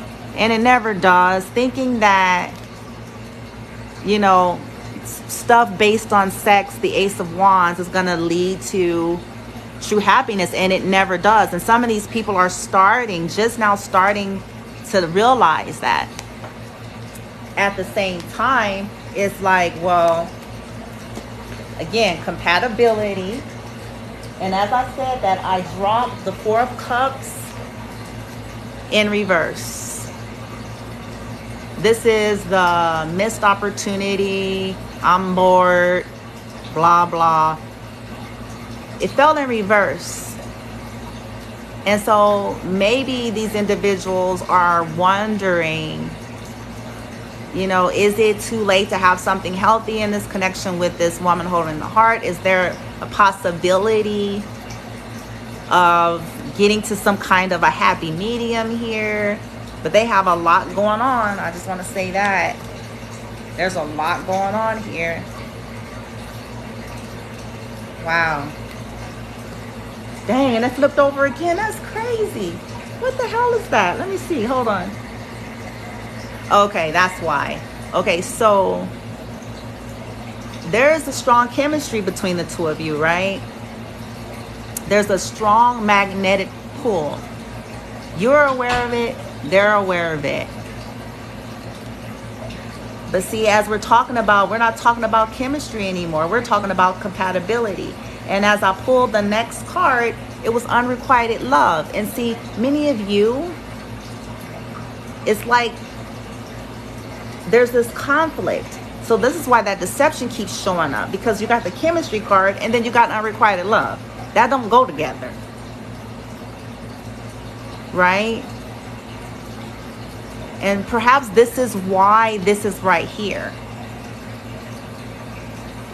Because even though there's this chemistry, maybe these individuals, you know what I'm saying, we're not facing the fact that they really love you, or we're not willing to give, you know, love to you, or, you know what I'm saying, was given to too many. Shit.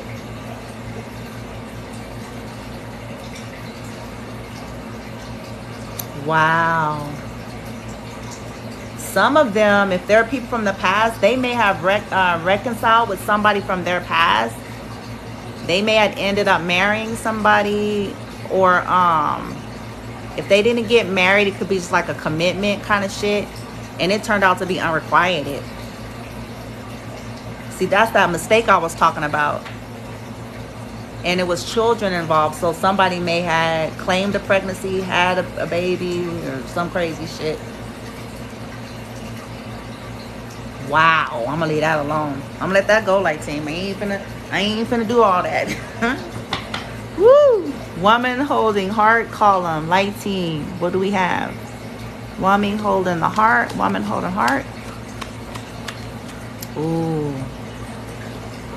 See, this came out earlier. Remember? 8 of Wands in reverse. See,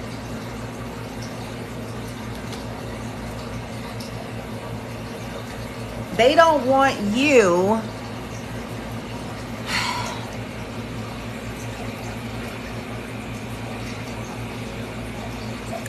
to stop talking to them or move away from them.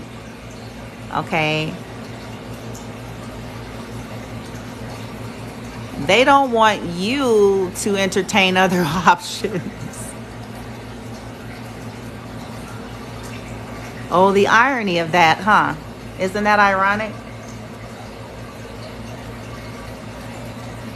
Sometimes the very people that's entertaining every possible option don't want you to. Isn't that ironic? Wow. I've never really understood that, but I guess it's not for me to. I don't get that. Especially in dynamics where people move on, or they start dating other people, or they're seeing other people, or they're seeing multiple people, right? Even when they're not being honest about it. To me, it's always kind of puzzling. Well, why the fuck they care if the other individual, you know what I'm saying? If they're not monogamous, if they're not committed, if they're entertaining other options, why do they not want the other person, right? And that's that selfish energy people be in, because they know that they want to hog up all the energy first and foremost. They don't want your energy to be divided the way theirs is, right? And they understand clearly, whether they say this or not, if you do entertain other options, chances are you may find something better. You know, somebody who is able to be fully vested. They are aware of that, right? 7 of Swords at the bottom of the deck. The issue of cornucopia being in reverse is due to lies, cheats, and deceits. With that 8 of Pentacles, about things that are being worked on in a background, which is why the woman holding the heart is probably pulling back her energy if you haven't done it all together.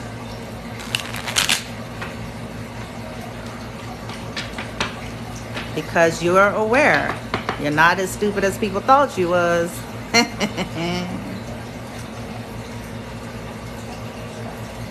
And now they're all up in their head in anxiety about you. About wanting to build with you with this 8 of Pentacles. About wanting to get you guys' connection into calmer waters with the 6 of Swords.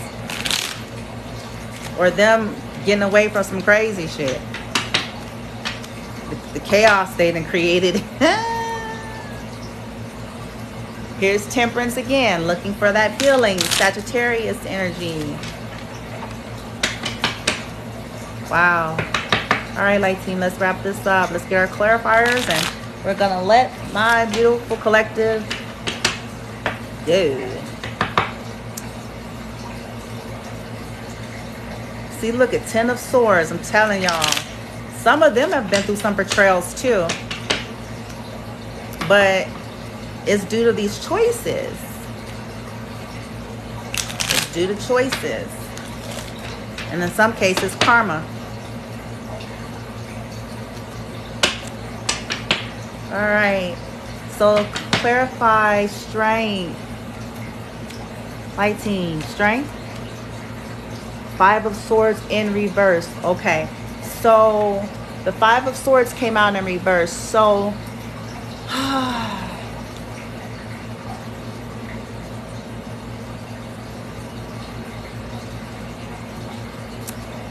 okay, so for some of them, they want to stop fighting. They don't want to fight with you anymore. I can say that.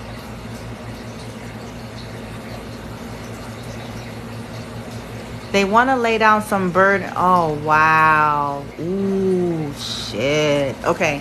At the bottom of the deck, ooh, I knew karma was coming. We have Wheel of Fortune, 10 of Swords, and the 10 of Rods. This is heavy. Some of them are overwhelmed. You may not even know it, depending on how good they are at hiding it, right? Because karma is at play.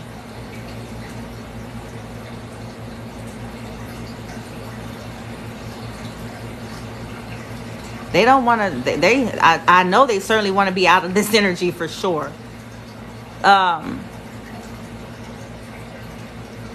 They don't want to fight anymore, though. They don't want to cause fights with you, cause conflict. They're trying to find the strength. They're wanting you to not want to fight, too. Maybe they feel like you want to fight.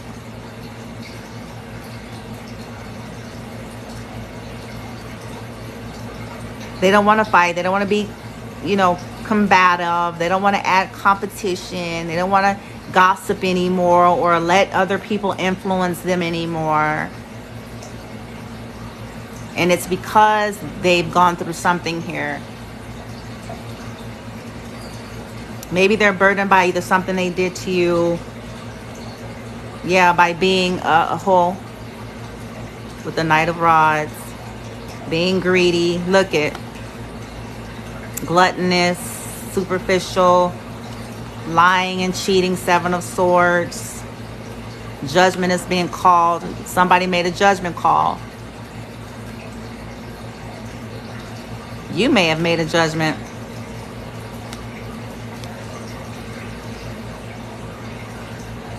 Or they probably are under judgment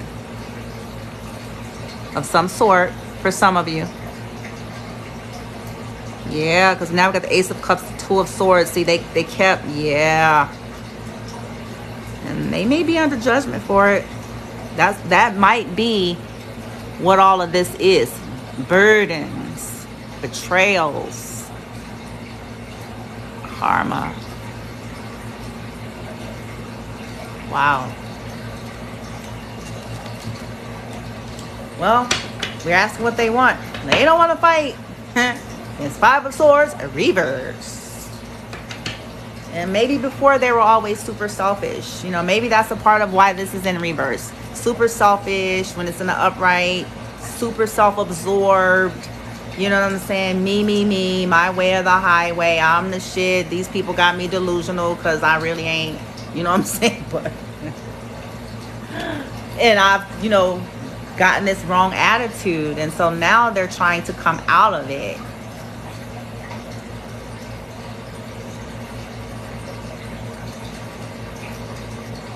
And they don't, they want you to not want to fight. Maybe there's some kind of rift. Maybe y'all are, giving each other a silent treatment or an argument or something.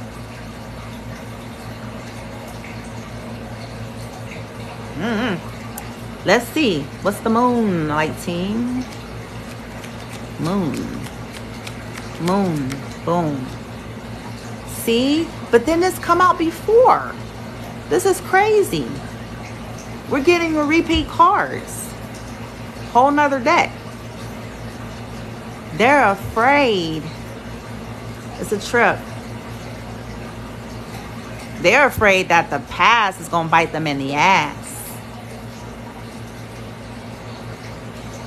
And what they want is to overcome it. They want to overcome fear of the past, fear of the secrets, fear of, you know what I'm saying, with that moon energy. They want to overcome any fears of the past with that Six of Cups energy. They may want to overcome a past lover outside of you. Right?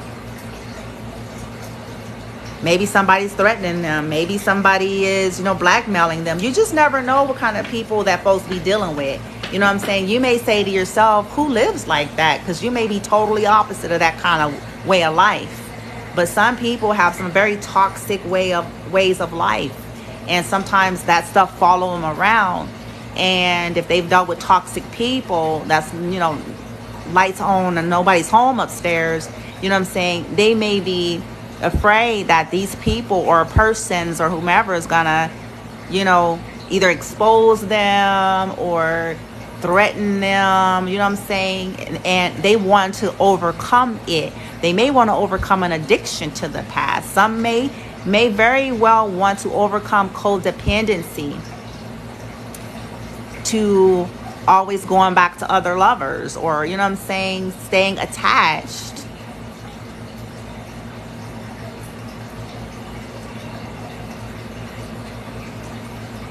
And they may want to overcome their fear of facing you as a past or as a past life lover, because that's the past life card too. And go ahead and express, right? And they want to, maybe they breadcrumbed you in the past with the Six of Pentacles. You know what I'm saying? They want to overcome any fear of either you maybe breadcrumbing them or them, you know what I'm saying, not feeling like they can bring the balance. So maybe they want to bring the balance. Now we got Six of Pentacles, Earth energy. And they want to communicate. Some of you, that's a message card. So if you're not already talking to them, or if you guys are on a break, or you're in a fight or a silent treatment or whatever, they do want to communicate to you that they want to bring, in spite of what's showing up here, they do want to bring balance. They do want to work with you with this Three of Pentacles. Okay. Some of them want to apologize about something. I don't know what they want to tell you. It's for breaking your heart. Here's that Queen of Cups again. It's for breaking your heart. So, wow. So, okay, y'all get ready. So somebody, for putting you in third-party situations here with the Three of Cups, for secrets with the High Priestess, for always entertaining other options, why they were not able to, wow, that's crazy. Five of Wands, keeping constant competition and fights, leaving you feeling bored, leaving situation like a missed opportunity, and here comes karma on ass. Karma on asses. Justice is right. I love it. Karma's on asses. Behind a manipulative king. Manipulating emotions. Being slow to commit and ground. Ooh. Lordy. Okay. That's for some of y'all. Some of them gonna gain it. They're trying to overcome some fears here. They're dealing with some stuff in the background, whether they're telling you or not. And they're trying to overcome something. All right, light team. What is the woman holding the heart and the Eight of Wands in reverse? Eight of Wands reverse. Look at that. Ten of Cups. I told y'all they look at you as happiness. To them, you are their wish fulfillment. And they don't want you to move on away from them, or, you know, to never talk to them again with that Eight of Wands in reverse, and to go towards someone else. They want the woman holding the heart for them. They want you because they want a relationship. Four of Wands, 11-11 card. They actually do. Now this is the irony.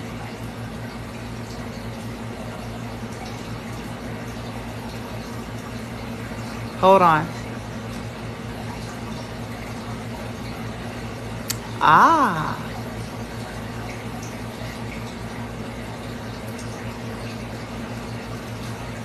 So look at you guys. I have, okay. Now, ooh, shit. Okay. So for a small margin of you, some of these individuals look at you like the Queen of Wands in a high vibration.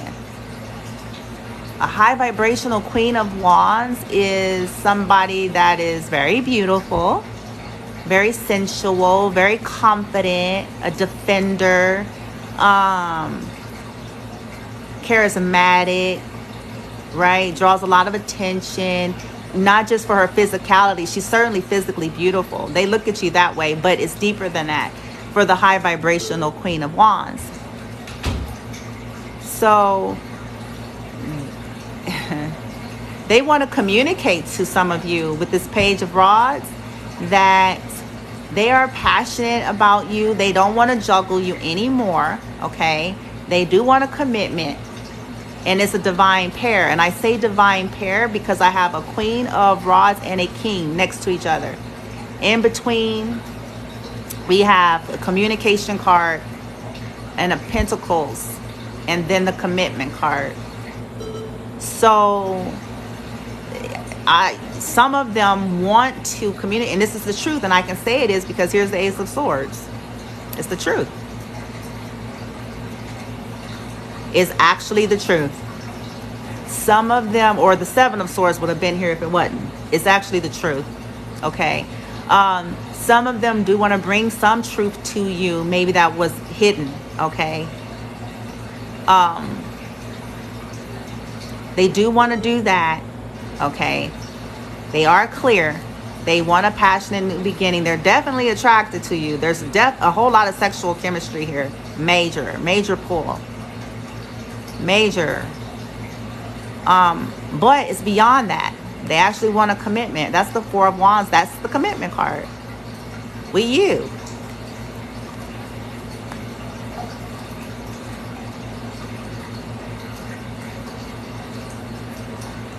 Wow. Ooh, look at this. Okay, for some of y'all, this may, hey, take it as it resonates. For some of y'all, they want to put to rest the secrets. Their secret lives, right? The secret toxicity with this devil energy. Their addictions, their codependencies, their attachments, the illusions. Some of them maybe are even trying to heal from it and trying to put some of this stuff to rest, maybe as we speak, right?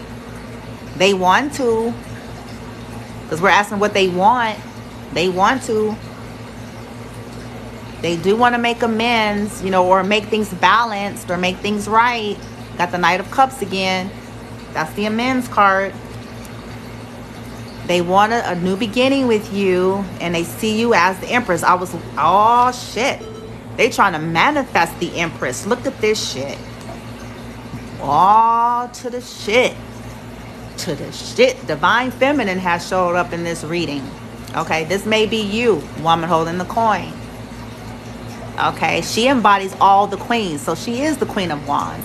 She is the Queen of Swords. She is the Queen of Cups. She is the Queen of Earth, the Empress.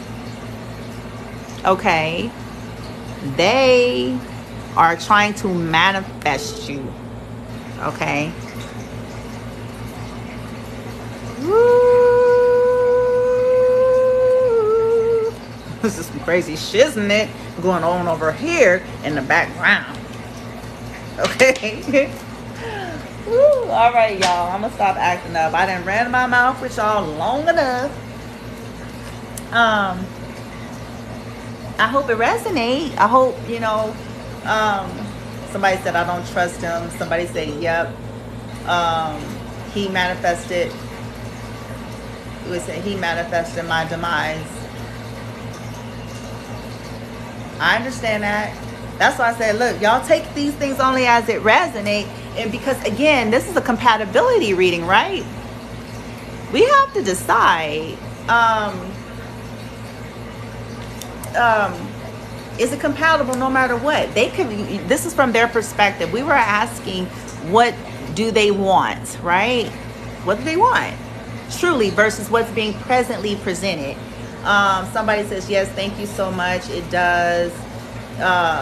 Waited too long to try. The damage is done. Understood, dear. Thanks, very insightful. And somebody said, this is about my twin flame for sure. Totally can relate. Understand.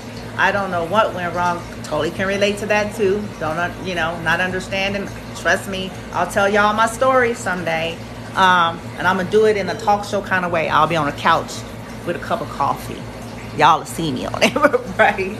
But I get it, you know. So these things, I'm hoping, it's my heart's desire that as I walk my own path and then things I do with Bloom from Within Love and what I share with y'all as tools, so that you can try to, you know, we can't bypass all heartache or mistakes in life, but, you know, when we start learning, like I said earlier on in this reading, this stuff right away, we won't stay as long. We won't tolerate things as long. We won't allow ourselves to get too caught up. Somebody said, oh, gave me some new insight. I was doing, but for the wrong reasons. Wow. Okay. Somebody said, period. I love your energy. Love to tell the story. Oh, thank you. Whoever said that. Yeah. So, but to try to, you know, address some of the stuff y'all are saying as I'm trying to catch it here. You know, yeah, we all go through seasons of life when we do stuff for the wrong reasons. I mean, we bleed red. We're human. We're learning. We're growing. We're developing. You know, we're dealing with our own inner child issues sometimes. And so we all been there. It's like, but once we start growing and allowing change to happen, then we could realize, like, look, you know what I'm saying? Okay, I see what I see in this situation with this person. I don't have to judge them. I don't have to attack them. But I have to go with my eyes open and accept what I'm really seeing here. And ask myself what I really want, and is this going to work for me? Because it's not about me trying to change these people. Okay? I can't make people be honest with me. I can't make people, you know, make amends. You know, people have free will, just like you do, right? Somebody said that was so on target, it's scary. Oh, right? Look, I totally feel you. I really tried, even though I was grieving. Oh, wow, I don't know why they did it to me. And you know what? I know there's no real consolation I can give for that, because there's really no real reason to why somebody want to be so heinous towards somebody. The only true answer to that is the depth of their own toxicity and consciousness and darkness, and in some cases downright mental illness. Okay, and I don't mean that disrespectfully to nobody, but if we're just being honest and telling the truth here, you know, there's no rhyme and logic. And I got a story, believe me. But there's no rhyme or logic to why people treat you in such heinous ways. It's about what energy they're in. It's about their consciousness, their mental state, their imbalances, all of that. Not to say that this makes it okay or right. But in essence, that's what all that stuff come from.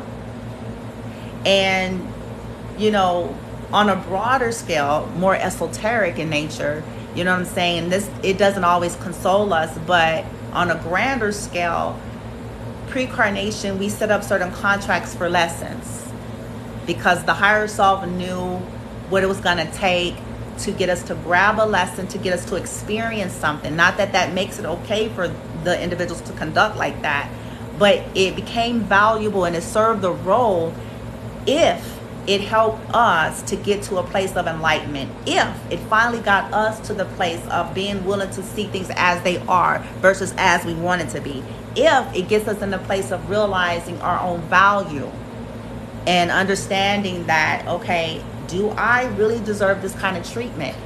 And if I don't, why the hell am I tolerating it? What's at the core of me? What's hurting inside of me? Something is hurting that's having me to keep going round for round with people abusing me, right? Somebody said my life has been full of pain. Totally can relate. Somebody said sometimes we have to go through pain before we can get, yeah, right, absolutely. So it's all about growth and evolution. You know, I wouldn't wish it on nobody in the world. Trust me, I would not wish no bullshit, no toxicity, no fucking narcissism, you know what I'm saying? Mental abuse, verbal abuse, spiritual abuse, physical abuse, sexual abuse, material abuse, financial abuse, you know what I'm saying, on nobody. No matter what your color is, what your size is, what your age is, what, you know what I'm saying? People got some weird, some fucked up ass mentalities, you know what I'm saying?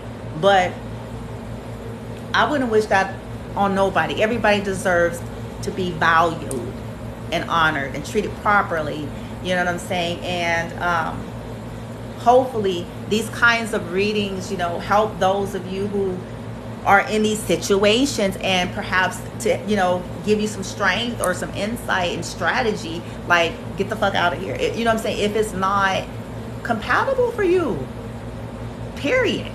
Simple as that, as simple the fuck as that. You know, instead of hearing promise after promise. People do these things as stall tactics, you guys. I had to learn this so long and so hard. Somebody said the importance is that we actually learn, that we get out of it. Yeah, absolutely.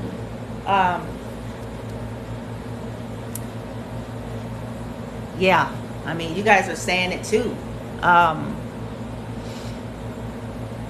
You know, it's about getting to our value, falling in love with ourselves, doing our inner healing, because believe it or not, we co-create and we attract relationships, you guys. I know people say things like you attract what you are, but I don't believe that altogether. Not entirely. I believe in terms of law of attraction or attracting things, I believe that we attract what our wounds are or what our healing has become, if that makes sense. Because to say you attract what you are, it gives an implication that if you're with a narcissistic, misogynist abuser, that you're the same way. And that's not true.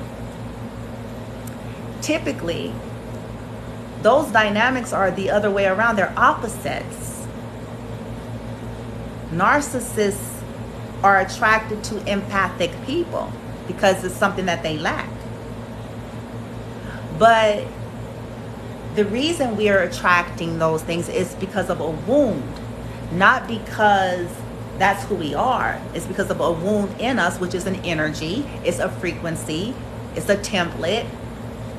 And so we recreate these scenarios. And when we're not healed or facing certain things, we become the enablers of the toxicity because we're trying to overgive, we're trying to overextend, we're trying to buy love, we're trying to, you know what I'm saying, all kinds of shit. We're trying to buy love, we're trying to manipulate for love, we're trying to, you know what I'm saying, if I be nice to you, would you love me? If I give you stuff, would you love me? If I, you know what I'm saying, hang in there with you because you play the victim and claim nobody ever wanted to understand you and hang in there, which is bullshit. But we get in these dynamics and we're like, oh, you know, then they'll love me, and then they'll love me, and then they'll see my value, and then they'll treat me right.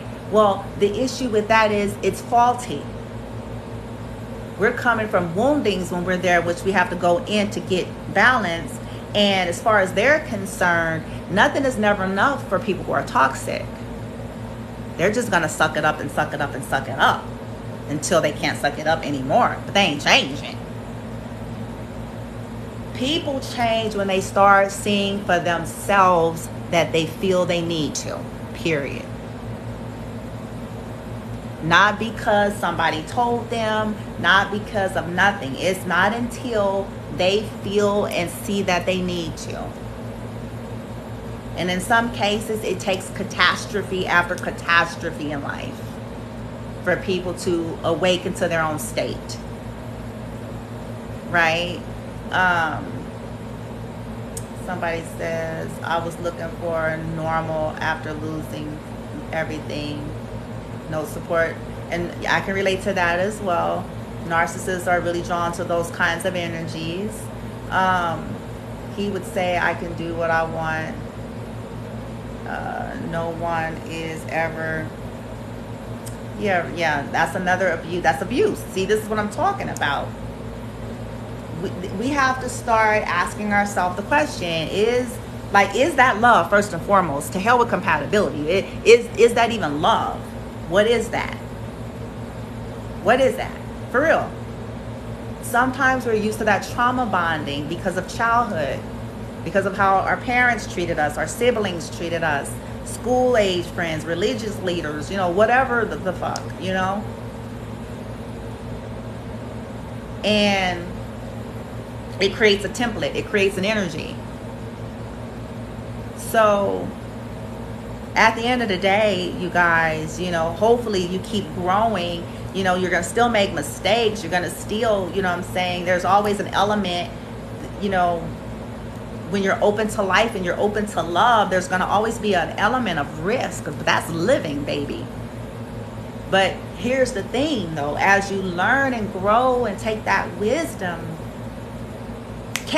you'll start catching it. And when you start loving the self, in a whole sense, I'm not just talking about, you know, the commercialized version of that. When you start setting that intention and going on this inner shamanic journey, or whatever you want to call it, and doing this healing work and accepting yourself, accepting what's happened to you, you know what I'm saying, forgiving the self, forgiving others, or whatever you feel like you need your process. Once you really start aligning with your divinity, really start aligning with self-honor and self-regard, these decisions will become more and more easy. You'll feel less and less entrapped, less and less obligated to entertain things that are not sitting right with you. Okay? People in low frequencies, for whatever their reasons, they will try and stall you because they will. Just like in this situation, I gave you guys their perspective, and it's the truth. It's actually the truth. The question of the hour, are they healthy? That's another question. The question of the hour is, are you guys compatible? That's another question. You see where I'm going with this?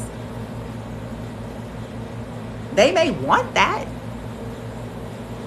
You know, usually after people have gone through a shitload of shit, you know what I'm saying, they come to realize that everything that sparkles ain't gold. They come to realize the depth of how a shallow life will have you end up at some point in your life. They come to realize that as long as you are shallow, surface, and superficial, don't be surprised that that's about all you gon' fucking get at some point. Yeah. And for some people, it'd be a little too late. Like I heard some of you beautiful souls, you know, say as I was trying to glance at the comments, sometimes it is. Sometimes damage is done. Sometimes you know, they're going to have, you know, chalk it up. And hopefully if they're granted and blessed an opportunity in the future that they have learned and retained their lessons and tried to clear up any karmic, you know what I'm saying, shits that they've created, and, you know, learn how to treat folks properly or go and get help. Like I said earlier, some people need to go sit on the therapist chair and stop trying to use relationships as their therapy. You know what I'm trying to say? Trying to have these kinds of people in their lives that's supposed to be mutual, you know, relationships to serve as their emotional band-aids and, you know, emotional and mental and energetic batteries, if you will, because they're not doing the work. And people that are in this high vibrational woman holding the heart energy, a lot of people come to her for different reasons. She has healing power. So what happens is, instead of people going on their journeys, they don't want to do that. Some people don't be wanting to. They don't want to. But they feel entitled to your energy, though. Make me feel better. Make me feel better. Make me feel better. Make me feel better. Make me feel better. Make me feel better. Make me feel better. Make me feel better. Stroke my ego. Stroke my ego. Stroke my ego. Stroke my ego. Tell me I'm wonderful. Tell me I'm wonderful. Tell me I'm wonderful. Tell me I'm wonderful. Tell me I'm wonderful. Tell me I'm wonderful. Tell me I'm wonderful. Over and over and over and over and over and over and over and over and over and over. But I have nothing to give you. I have nothing to give you. I have nothing to give. I have nothing to give. I have nothing to give.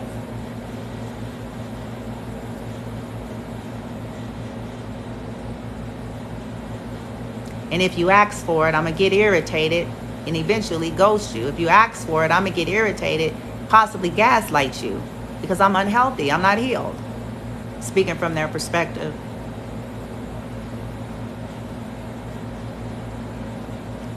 Those individuals need to go on their ascension, need to, you know what I'm saying, cooperate with their light team, whatever resonate, but they have to do the journey like everybody else.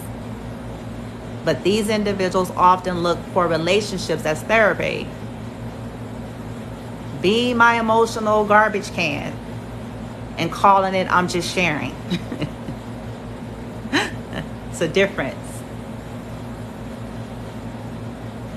Let me vomit out and dump out all of my aggression because I'm not dealing with it. I'm not dealing with it.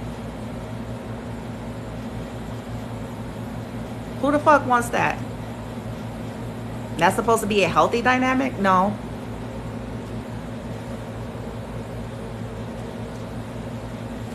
A healthy dynamic is two people who both know how to deal with their emotions in a healthy way, who are both self-aware, who are both seeking their own inner healing individually, not looking for the other to make it better or to make amends for something that they didn't even do.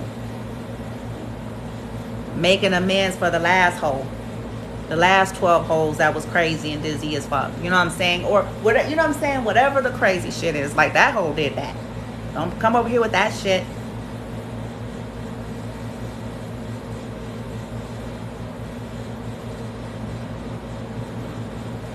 Let me see. Somebody said should have been given it the ones who wrong. Right. And see, that's what I'm saying. So those folks are usually in delusional states and they're projecting, you know what I'm saying, because of this one and that one. And then what's odd is they'll come to the women holding the heart, all that healing energy, so they can go chase some more toxic shit and get their ass whooped again and again and again because they keep thinking that they can get themselves built up and healed by creating fake dynamics with women holding the heart to get that loving energy, but they're not dealing with their wounds. They're not dealing with the real shit. They're not dealing with why they keep getting into toxic dynamics with toxic people anyway. They're not dealing with their addictions. They're still creating karma, right? Toxic karma, bad karma, low vibrational karma, whatever you want to call it.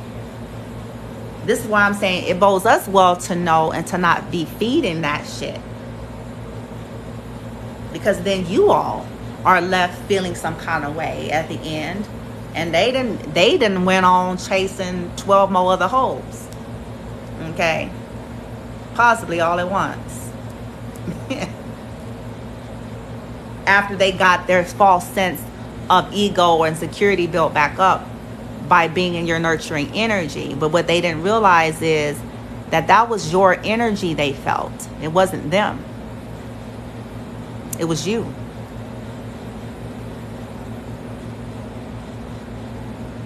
And it was meant to provide a catalyst for them to go on their own inner journey to do the healing. And they quickly find out, though, once disconnected, they find out that it wasn't them. What they felt was your energy, your healing, your heart, which is beautiful. But when you shit on someone like that, and you walk away or you disconnect, it's not going to be too long where you feel shitty again. You can't benefit from something that you dishonor. At some point, it's going to come back to bite you. That's the lesson for some of these folks too. That they have to do the work, but they also need to learn honor. You don't dishonor someone with a beautiful heart. It's ill-advised. If you want to honor surface and superficial shit and dishonor somebody with a beautiful heart, don't be mad that karma's riding your ass. Don't be mad.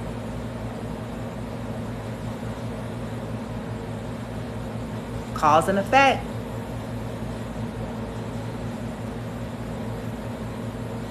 Some people have to learn these lessons so long and hard. You know, somebody said, I'm an empath. Somebody said, yes. Somebody said, yeah, empaths, you know, are more empowered than they usually think. It took me a long time to realize that too, as an empath.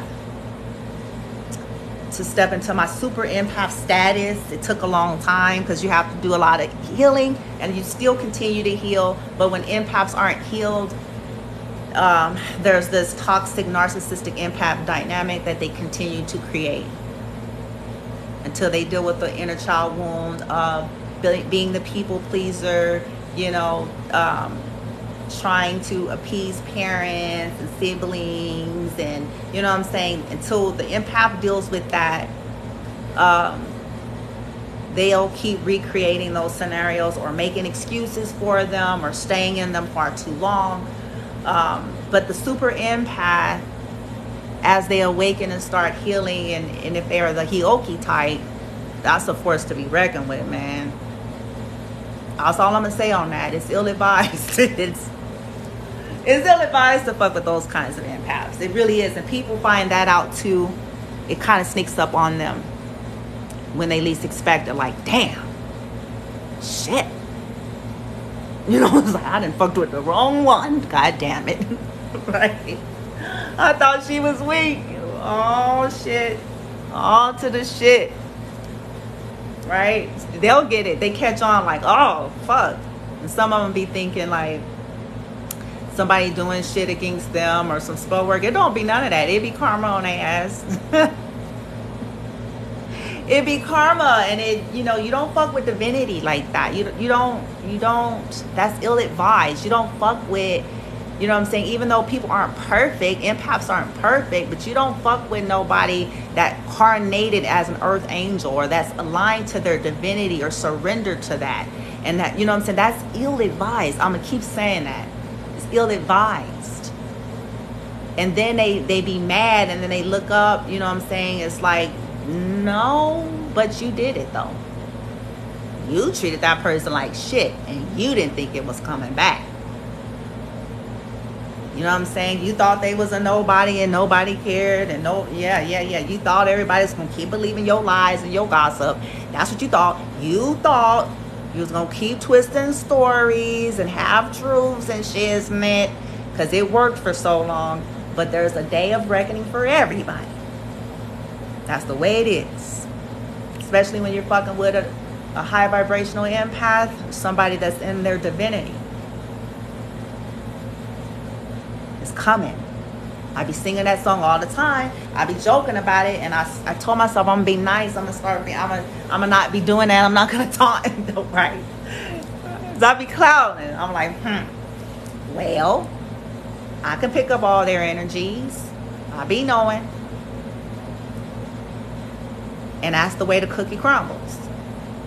We may not see this stuff in the 3D, but you can rest assured it's happening. I'm telling y'all, nobody, there is nobody. We don't get to escape. We may get to cover. We may, get to portray things externally, to a degree. But nobody escapes cause and effect. Right? And if people treated the woman with the hole in the heart crummy and shitty, they got to face that. That's just the way it is. Is forgiveness possible, or, on a universal scale? It's really up to them, They got to forgive themselves. They got to go the journey. They got to go within. They got to face the fact and stop denying and pretending like they didn't treat people like shit. That's a part of why people stay stuck, because they try to pretend like they didn't do that. Like they didn't do it. Worse yet, they try to reverse it and project it the other way around. No, it was them. No. You know what I'm saying? And they twist and fabricate shit and pieces of information, and people buy it. Dumb fucks that don't got a mind of their own and no discernment. You know what I'm saying? But I'm just saying, there's always more to the story, and that's something I tell all the people who come to me. It's like, look, don't be dumb, okay? There's always more to it than what people present. Don't be dumb. And if you are not there to see a dynamic play out, you don't know what the fuck happened. Don't be dumb. People have a tendency, especially if there's some heavy toxicity, to bend things towards them in the way they want it to be. To make excuses for things, to omit certain information. And if they got yes people surrounding them to co-sign them, then they'll use the yes people around them to co-sign them. That's why it's ill-advised. Don't be dumb.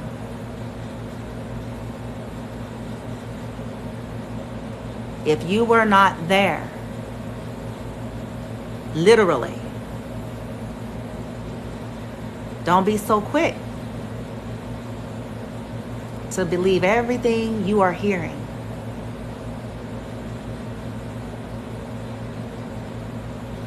And it's sad that I even have to say that. Especially, adult people, but I do have to say it.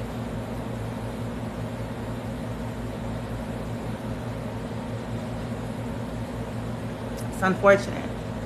But essentially, when you or when we get to a place where we don't give a fuck, that's power. And when I say not giving a fuck, what I'm referring to is letting go of that need that we had, that over concern. If you know thyself, which is how we started, knowing you. You know what happened to you. You know what went down in the situation and scenario. You know what I'm saying? If you're on this kind of journey and not allowing yourself to continue to get mind fucked, gaslit, manipulated, bullied, projected upon, you know what I'm saying, whatever you want to call it, behind gossip. People that are talking about shit that they know nothing about. People portraying their issues onto you. Somebody says, yep, I fell for that once before too. Yeah, don't doubt your gut. Absolutely. Don't. See, that's the greatest lesson of the empath for sure. Because the empaths have been mind fucked for a long time to be trained to not trust in themselves, or to believe that they have a right to defend themselves and that they have a right to their truth and a right to their boundaries. That gut is usually on point. It usually is, when it hasn't become distorted for too long, right? You got to get it back into balance. But, you know, one of the things that will empower y'all the most is, you know, when you know yourself and you do the best that you can, you know what I'm saying? People are going to talk. One of my greatest lessons of all time.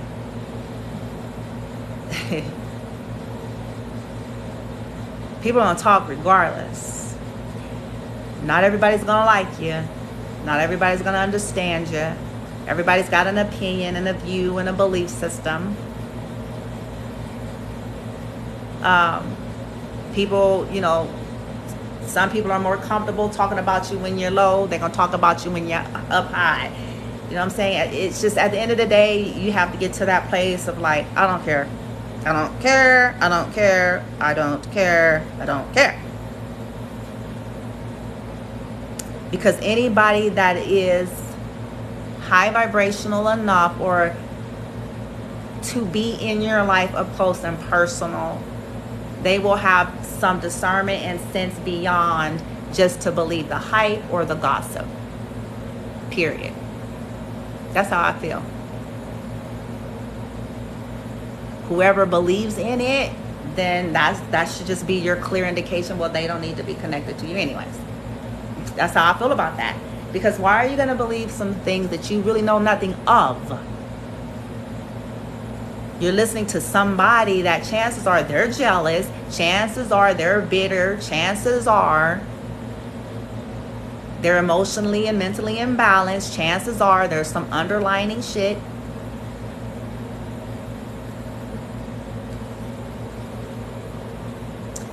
Absolutely. I am done too, whoever said that. We got to get there, because otherwise we'll keep going on this. I'm telling y'all, and I'm going to end this here right now, but otherwise we'll just, it'll be constant. You know what I'm saying? People are in different places. And if we're always kind of moved by, well, this one this and this one that, and what is your truth? Yours. What are you living? What are your values? What are your belief system? What did you do? You know what I'm saying? Not what people trying to say you did. Not what they portraying. What you know. And fuck all the other shit. That's where I'm at with life. This journey on earth is too short to constantly be in war and conflict with people that at the end of the day, for what the fuck for? What the fuck for? Where you know, folks could be enjoying life, you know, their perspective, paths, and journeys, and whatever. But all I know is this, that I'm coming into the place of realizing that I deserve honor. And if I'm not being treated honorably, I will have nothing to do with individuals. Simple as that. If I sense manipulation, I will have nothing to do. I'm telling y'all, I've come to a place where it's like, either you be a straight up authentic motherfucker in my life, or I ain't with it, and I'm not going to have a conversation about it. Because chances are, it's an indication that individuals need to go do some inner work. If I'm sensing some subtle jealousy, if I'm sensing by your actions, by some patterns that I've been able to detect, I ain't trying to do that. I'm just keeping it real. You don't want nothing to be bothered with me at my low. You don't want nothing to be bothered with me at my high.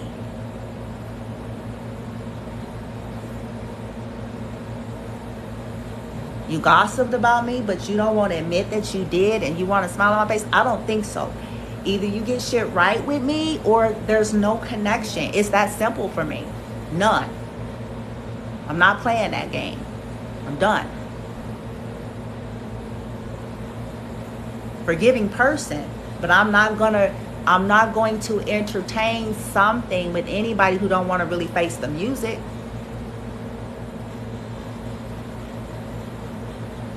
No. No and no. And can't be straight with their intentions, or you know what I'm saying, gotta be like all manipulative and sideways and shit. How about you just say, I miss you, I'm sorry, I was wrong, I fucked up, I lied on you, I was ashamed of you, I talked about you, I judged you, I had an attitude, I was childish because you had the audacity to stand up to me. And I was wrong. If you can't do that, then keep it pushing. Because I'm about authenticity. I have no more interest in fake shit. And when I say fake shit, I just mean conditions and relationships and endeavors that are not authentic, that are not sincere, that are not, mutually respectful, that are not open and vulnerable, that are manipulative, that are opportunistic in nature, that are controlling and domineering, that are with an undercurrent or subconscious fucking vendettas and jealousy hiding that you don't want to face, and you want me to be connected to you? No. No. So you can continue to try to subliminally and subtly make me feel bad or make me feel low? No. No. So you can continue to try these petty games of competition that I ain't interested in anyway, trying to live my life? No. No. And that's what I advise y'all, because that's the freeing place. That's when you start feeling lighter. This is where you start seeing how, as you're detoxing and letting all this stuff go, you start to slowly see these buds of things that are more in resonance with who you really are. You start to slowly see these buds of, not only are you rebuilding yourself, but you're starting to now be able to attract people that are going to match you, because you're not holding on for dear life to people and situations that are toxic for you. Yep. All right, you guys, I'm gonna let this go. I went way longer, but I did enjoy this conversation with y'all. I did enjoy interacting. Again, I hope this reading resonates. I'm gonna try to upload it to the YouTube platform. For those of you who like to replay it, I recommend, if you're not subscribed, if you feel guided, to go ahead and subscribe over there, because I try to upload the lives over there so folks can go back and play with it or whatever. Thank you, whoever said have a good day. You too, dear. Somebody says, he is no longer part of my story, and the words you use hold power. Absolutely. Somebody said thank you. You're welcome. And then someone says thank you. It's much appreciated. You guys are very welcome. I'm glad it's serving and helping in a high vibe way. One of my hopes is that I don't want to just give y'all stuff on here and just leave shit in the negative note and you're just sitting there with it. It's like, okay, where's the empowerment? Where is the higher guidance? Because nothing's doomed, nothing's set in stone. There's always a chance to change everything, and it's up to us. We got to let go of attachment. We got to let go of trying to change people, you know what I'm saying, or trying to make people be something that they're not. But we can certainly change our lives for the better at any given moment, you guys, if we want to. Okay, somebody said it was very empowering. Okay, well, I'm so glad, my dear. That's what I hope for. Use it to the best way possible, in the most highest vibrational, benevolent way you can. And all the other individuals that we're talking of that are, perhaps, they mistreated you, or they're narcissistic, or, whatever, when you're ready, Because if you're really hurting right now, it's going to be hard for you to wish them anything good, right? But when you're ready, when you've, kind of felt your feelings and have dealt with it and have come to terms with it, if they come to your mind and your thought, just send them love and light and wish them well. Energetically, that's energy, okay? Because at the end of the day, nothing is stopping you in your life from living your best life. And you want to continue to create good energy in your life, and hopefully someday they learn their lessons, and hopefully someday they wake up or they heal or whatever. You know what I'm saying? And if not, then that's on them too. But just may they be well, right? May they be well. May they be well. And on that note, may y'all be well. May you be well, right? May you continue to nurture your own heart. May you continue to keep your heart open, but be wise and discerning, and know when to hold them and when to fold them, and follow that intuition. Know what you want. Know you deserve what you want. Be willing to let go of what's not in alignment with that, and just have a wonderful life. Somebody said no rings, no kids. I wish he would say the same. No rings, no kids. I wish he'd say. Right. All right, you guys. I hope y'all have a wonderful weekend. Stay safe. Have fun. You know what I'm saying? Do you, boo. Keep doing you, boo. Have fun, but be safe, y'all. Please be safe. Ask yourself before you go wild and out and being fast and loose. You know what I'm saying? Just ask yourself in the back of your head, like, is it worth it? Like, listen to your body. You know what I'm saying? Like, shit, maybe I need to go skate or some shit. Go skate, ride a bike or something. You know what I'm saying? Just think about it for a little second, but certainly have a good time, all right? Okay, you guys, send you guys love and light. I appreciate y'all. Namaste.